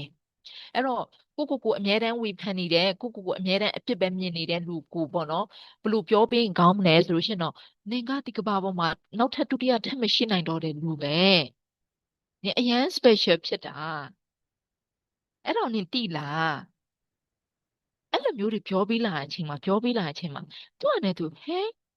ငါဘာလို့ဝေဖန်နေရလဲငါဘာလို့အပြစ်တင်နေရလဲအဲ့လိုမျိုးတွေဖြစ်လာနိုင်မယ်နော်ဒါလေးကခုနကလေးပေါ့နော်ပြန်ပြီးတော့တတိယလာလို့လေအဲ့တော့မိခွန်းလေးတွေကနည်းနည်းများနေလို့မေရီနည်းနည်းလေးတွတ်လေးတွားလိုက်မယ်နော်ဒီမှာတယောက်မိထားစိတ်ပိုင်းဆိုင်နဲ့ပတ်သက်ပြီးမျက်ဝေပြောပြနိုင်တဲ့နိုင်ငံတကာစိတ်နဲ့ ဆိုင်တဲ့တင်တန်းလေးတွေရှင်ညွှန်းပေးလို့ရမလားဆရာမပေါ့နော်ဒါရှိပါမေးတာပေါ့နော်စိတ်နဲ့ဆိုင်တဲ့တင်တန်းကလေဟွာပေါ့အဲ့ဒီမှာမီရီကတော့တရုတ်ပြည်ကတင်တန်းတွေပဲ join တာများတော့လေတရုတ်ပြည်ကတင်တန်းလေးတွေကဟွာပေါ့နော်အင်္ဂလိပ်ကတင်တန်းနဲ့မီရီ join ဖို့တာတော့ရှိရယ်ဥဒီမီလားအဲ့ဒီဟာလေးပေါ့နော်အာအင်္ဂလိပ်ကဟာတော့မီရီ join တာတော့နဲတော့နဲနေဒါပေမဲ့unconscious mind နဲ့ street mind ကိုချပြနိုင်တယ်ဆိုရင် unconscious mind ကို deeply တွားချင်တယ်ဆိုရှင်တော့ဆရာကြီးတိုနီရောဘင်ရဲ့သင်တန်းလည်းတော်တော်ကောင်းတဲ့ထဲမှာပါတယ်ဆရာကြီးတိုနီရောဘင်စ်ပေါ့နော်သူကအခုနောက်ပိုင်းဆိုရင်တော့ online class လေးတွေပေးလာတယ် online ကနေ training လေးတွေပေးလာပေါ့နော်အဲ့တော့ online workshop လေးတွေပေါ့ online ကကြတော့ဈေးတော့အဲ့လောက်တော့မများဘူးထင်တယ်အရင်တော့ကကြာမီရီတော့ join လာကြတော့ဒေါ်လာ900လားမသိဘူးပေးခဲ့ရတယ်အပြင်တင်တန်းပေါ့နော်အပြင်သူ့ဟာလေဟွာပေါ့မတိစိတ်ကိုဖွင့်ပေးနိုင်တဲ့ဖခင်ကြီးဆိုပြီးတော့မှတင်စားခံရတယ်သူ့ရဲ့အတန်းပေါ့နော်တော်တော်လေးလူတယောက်ရဲ့မတိစိတ်ကိုလှုံ့ဆော်ပေးနိုင်တာလေတော်တော်လေးကောင်းတယ်ဒီလားသူ့ရဲ့တင်တန်းလေးရလေအဲ့ဒီဟာလေးပေါ့နော်အဲ့ဒီဟာလေးရှိပါမေးတဲ့ဟာလေးပေါ့နော်တခြားဟာလေးတွေကတော့အင်္ဂလိပ်ဟာလေးတွေကတော့တစ်ချက်လောက်ရှာကြည့်ဖို့တော့မပြောချင်တယ်ပေါ့နော်တိုက်တွန်းချင်တယ်ဟွာပေါ့မီရီကတော့တရုတ်ကတင်တန်းတွေပဲ join တာများလို့လေ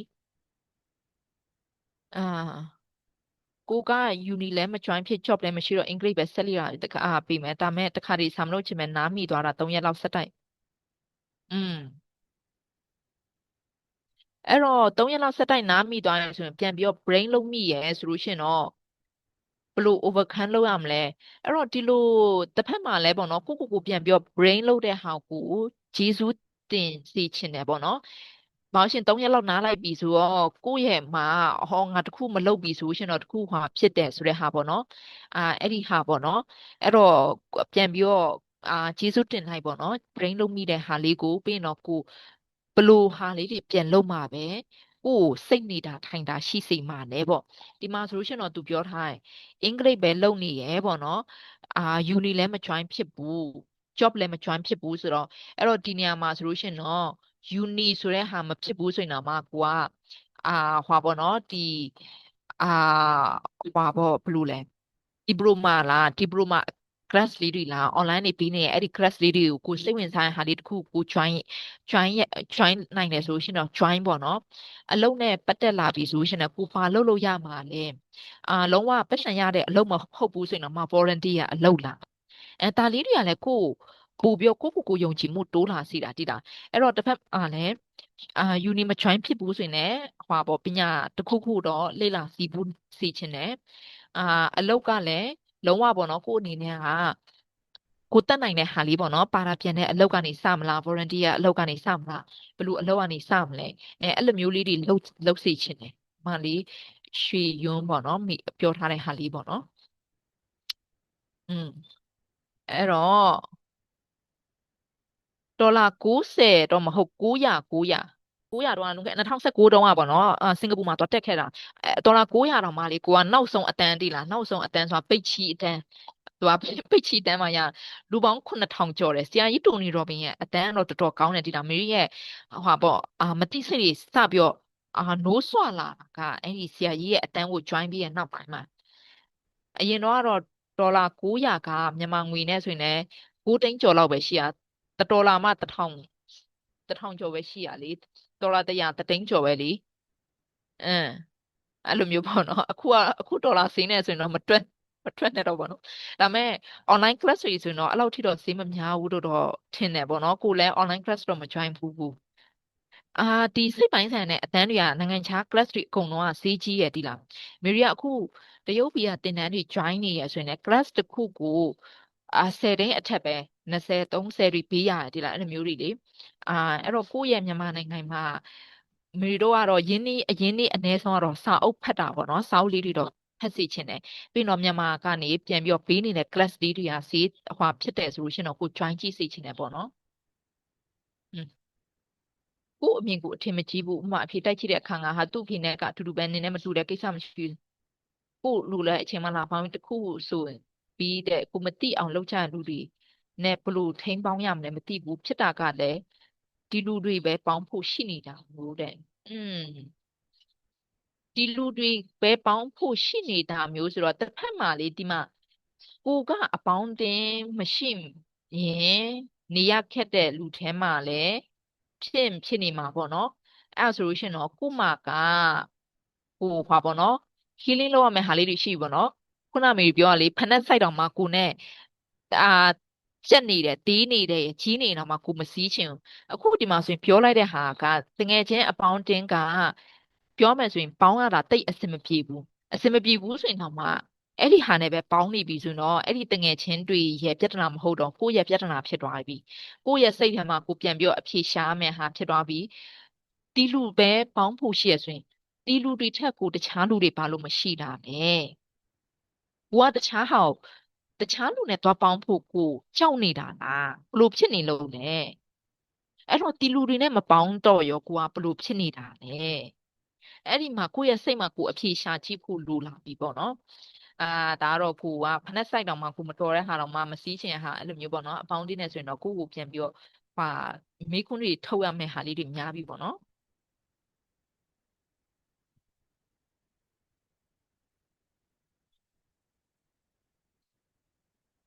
တည်သွားနိုင်တယ်ယူသွားနိုင်တယ်လို့အထိပြောရင်ရောပါဆက်ပြောရမလဲတည်သွားနိုင်တယ်ယူသွားနိုင်တယ်လို့သူအဲ့တော့အဲ့လိုမျိုးပေါ့နော်ဖြစ်သွားပြီဆိုရှင်ရောတခြားလူတယောက်အနေနဲ့ရောမြင်ချင်းရောဘလို့လဲပေါ့မေးကြည့်လိုက်လေอืมတစ်ဖက်မှာလည်းဒီကိစ္စကိုသူ့ရဲ့ရှုထောင့်ကနေမြင်တာမဟုတ်နဲ့အပြင်လူတယောက်အနေနဲ့ဒီကိစ္စကိုမြင်ကြည့်ပါလား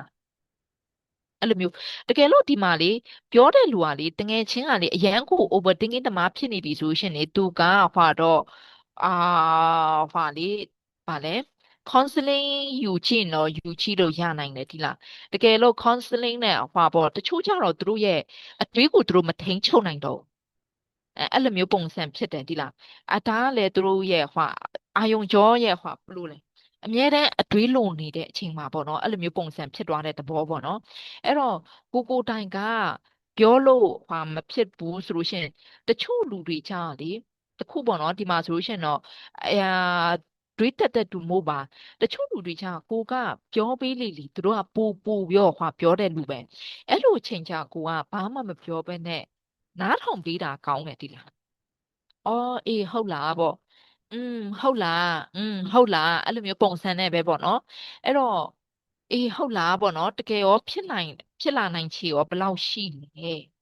ရာခိုင်နှုန်းပေါ့နော်သူတွေးတဲ့အတိုင်း overthinking ဖြစ်ပြီဆိုရင်အဲ့လိုဖြစ်လာနိုင်ချေရောဘယ်လောက်ရာခိုင်နှုန်းရှိရလို့ထင်လဲပေါ့နော်အဲ့လိုမျိုးပုံစံနဲ့ပေါ့နော်အဲ့တော့အတွေးတွေသားလုံနေပြီဆိုရှင်တော့သူ့မှာပေါ့နော်ဒီသူ့ရဲ့ပေါ့နော်သူ့ဒီလိုအတွေးလွန်လာစေတဲ့အကြောင်းရင်းတွေရှိနေနိုင်မယ်healing လုပ်ရမယ့်အပိုင်းလေးတွေပေါ့နော် counseling ယူရမယ့်အပိုင်းလေးတွေတော့သူရှိနေနိုင်တယ်ပေါ့နော်အဲ့လိုမျိုးပုံစံအဲ့တော့မေးခွန်းတွေတော့မေရီအကုန်လုံးတော့ cover ဖြစ်သွားပြီလို့တော့ယူဆမိရပေါ့နော်ကြံခဲ့တဲ့မေးခွန်းလေးတွေရှိလာတော့မသိဘူးတစ်ချက်ပြန်ကြည့်လိုက်မယ် self control ကိုအကောင်းဆုံးလုပ်နိုင်မယ်နည်းလမ်းများရှိရင်ကြားချင်ပါတယ်ရှင့်တဲ့self control အကောင်းဆုံးလုပ်နိုင်ဖို့ဆိုလို့ရှင်တော့မေရီအနေနဲ့ကတော့ကိုပို့ပြီးတော့တိဖို့လုပ်ဖို့ပြီးရင်တော့ကိုမှာပေါ့နော် inner child trauma လေးတွေရှိရဆိုရင်ကို self control လုပ်ဖို့ကခက်နေလိမ့်မယ်အဲ့ချိန်ကျရင်တော့ healing ပိုင်းတွေလုပ်ပေးလာနိုင်လေကိုယ့်ရဲ့အတွေးတွေခံစားချက်ကိုတိလာတဲ့အချိန်မှာကိုပို့ပြီးတော့ချိန်ညှိမှုတွေလုပ်လာနိုင်လိမ့်မယ်ပေါ့နော်အဲ့တော့ self control ကိုလုပ်ဖို့ကနီးလန်းရယ်လို့တော့မရှိဘူးနီးလန်းရယ်လို့ဆိုတာထက်အဲ့ဒီနီးလန်းပါတယ်ဆိုရှင်တော့အချိန်ယူပြီးတော့တိစောက်မဲ့နီးလန်းလေးတွေဖြစ်တယ်ကိုယ့်ရဲ့စိတ်ပိုင်းဆိုင်နဲ့ပတ်သက်တဲ့ဟာလေးတွေကိုပိုတိလောင်လုပ်ရမယ် healing လုပ်ရမယ်အပိုင်းလေးလည်းလုပ်ရမယ်ပေါ့နော်ဒါပေမဲ့ဒါလုပ်လို့မရဘူးဆိုတာလုပ်လို့ရလိမ့်မယ်ကိုအချိန်တော့နည်းနည်းတော့ယူရလိမ့်မယ်ပေါ့နော်တဖြည်းဖြည်းနဲ့တော့ကိုတော့ self control တော့ပိုတော့ကောင်းလာလိမ့်မယ်ပေါ့နော်ကိုအမြဲ limit လုပ်နေမိလို့ဘယ်လိုလေးဖျောက်ဖျက်ပြရမလဲတဲ့ limit လုပ်နေမိရယ်ဆိုတာတော့မီဒီမေးခွန်းပေါ့နော်ဘယ်လိုနားလည်လဲဆိုတာကြတော့ကိုပေါ့နော်ပို့ပြီးတော့မမျော်လင့်အောင်လို့ကို limit လောက်ထားလားအဲ့လိုမျိုးပုံစံလားလို့မီယူဆပြီးတော့ပြန်ဖြေမယ်ပေါ့နော်ကိုပေါ့နော်ပို့ပြီးတော့မမျော်လင့်အောင်လုပ်နေရဆိုတာကိုကမျော်လင့်လိုက်တယ် စိတ်ကူးလိုက်တယ်အိမ်မက်မက်လိုက်တယ်ဆိုရှင်တော့တကယ်ဖြစ်မလာရင်ယုံမျောလင့်ချက်မဲ့သွားမှာဆိုလို့အဲ့ဒီခံစားချက်နဲ့ရင်ဆိုင်မှာကြောက်နေလို့ပေါ့နော်ကို limit လုပ်နေမိတာပေါ့နော်အဲ့တော့ဒီလို limit လုပ်လိုက်တာကလည်းတစ်ဖက်မှာကလည်းကိုပေါ့နော်နာကျင်မှုနဲ့ရင်ဆိုင်အောင်တော့လုပ်ပေးတယ်တစ်ဖက်မှာလည်းပေါ့နော်ပေါ့နော်ဘယ်လိုပြောမှလဲကြိုးစားတော့ပေါ့နော်ပို့ပြီးတော့ကိုပေါ့နော်ပို့ပြီးမကြိုးစားအောင်ပို့ပြီးမမျော်လင့်အောင်ဆိုပြီးတော့ control လုပ်ထားသလိုတော့ဖြစ်မှာပေါ့နော်အဲ့လိုမျိုးအဲ့တော့ပိုကြောက်နေတဲ့ဟာပေါ့နော်ကိုမျော်လင့်တဲ့အတိုင်းဖြစ်မလာမှာကြောက်နေရဆိုရင်အဲ့ဒီကြောက်နေတဲ့ခံစားချက်နဲ့ပို့ပြီးတော့ရှိနေပြီဖို့ပေါ့နော်အဲ့ဒီကိုကြောက်နေတဲ့အရာကိုမကြောက်တော့ဘူးဖြစ်လာပြီဆိုလို့ရှင်တော့ limit လောက်တာအဲ့လောက်ထိတော့လောက်တော့မှာတော့မဟုတ်ဘူးပေါ့နော်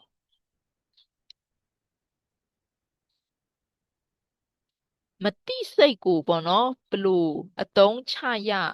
မလဲရှင်နဲ့မတိစိတ်ဘလို့အတုံးချရမှာလဲဆိုရင်ခုနဒီမလုံခြုံတဲ့ခံစားချက်တွေစိုးရိမ်တက်တဲ့ဟာလေးတွေခုနမေပြောလေကိုယ့်ရဲ့မလုံခြုံတဲ့ခံစားချက်ကိုပြန်ပြီးအတုံးချဆိုတာတကယ်တမ်းကျမလုံခြုံတဲ့ခံစားချက်ဆိုတာမတိစိတ်ကနေလာတာအဲ့တော့အခုမေရှင်းပြလိုက်လို့တိစိတ်ခဲရောက်သွားပြီတိလာတောင်းအတုံးချတာဒါကလည်းမတိစိတ်ကိုပြန်ပြီးအတုံးချလိုက်တာပဲအဲ့လိုမျိုးပေါ့နော်အဲ့တော့မတိစိတ်ကိုဘလို့အတုံးချရမှာလဲဆိုတာနီလန်းတစ်ခုတည်းတော့ရှိတာတော့မဟုတ်ကိုယ့်ရဲ့မတိစိတ်မှာဘလို့အကြောင်းအရာလေးတွေရှိနေလဲအဲ့ဒီဟာတိစိတ်ကိုရအောင်ခေါ်လာမယ်ဆိုလို့ရှိရင်တော့ကိုကအဲ့ဒီဟာအတုံးချနိုင်လိမ့်မယ်အဲ့တော့မေရီကတော့ဒီလိုမျိုးပဲဖြည့်ပေးချင်တယ်ပေါ့နော်မိခွန်းလေးတွေဒီမှာရက်လိုက်ပါတော့မယ်နော်တဲ့ဟုတ်ဒါဆိုရင်တော့မိခွန်းလေးတွေကတော့ပြီးသွားရင်လားမသိဘူးအမေကတော့နောက်ဆုံးမိခွန်းတစ်ခုတော့ပါလဲ childhood trauma adulthood မှာဘယ်လို healing လုပ်ရမှာအဲ့ဒါလည်းပတ်သက်ပြောလဲဖြည့်ပြီးသွားရင်နော်heal your inner child အတန်းကို join နေဆိုရှင်တော့ join ကြည့်ဖို့ဖိတ်ခေါ်ပါတယ်ဟုတ်ပြီဒါဆိုရင်ညီမလေးရှိလာရင်လက်ထဲကိုပြန်ပြီးအပ်လိုက်မယ်နော်အချိန်ကျမ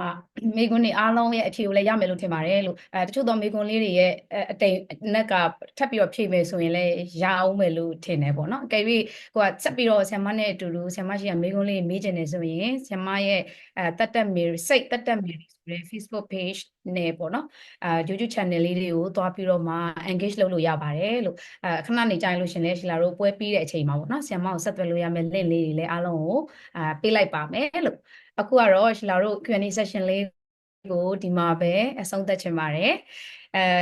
ကျမတို့ပြီးရင်ဓာတ်ပုံရိုက်မယ်ပေါ့နော်ဓာတ်ပုံရိုက်ပြီးလို့ရှိရင်တော့ဆ iam မကတော့နားလို့ရပါပြီရှင်ကျန်တဲ့သူလေးတွေကဆ iam မပြောတဲ့အချက်တွေအများကြီးပြန်တွေးပြီးတော့မှကိုလက်တွေ့မှာပြောင်းလဲခြင်းတယ်ဆိုလို့ရှိရင် reflection time လေးထပ်လို့ခြင်းတယ်ဆိုရင်တော့နေခဲ့လို့ရပါတယ်လို့ဒါလေးကိုလည်းကြိုပြောပြစီ okay ဆိုတော့ဓာတ်ပုံမရိုက်ခင်မှာရှီလာတို့ပေါ့နော်ဆ iam မကိုနောက်ထပ်တစ်ခေါက်လောက်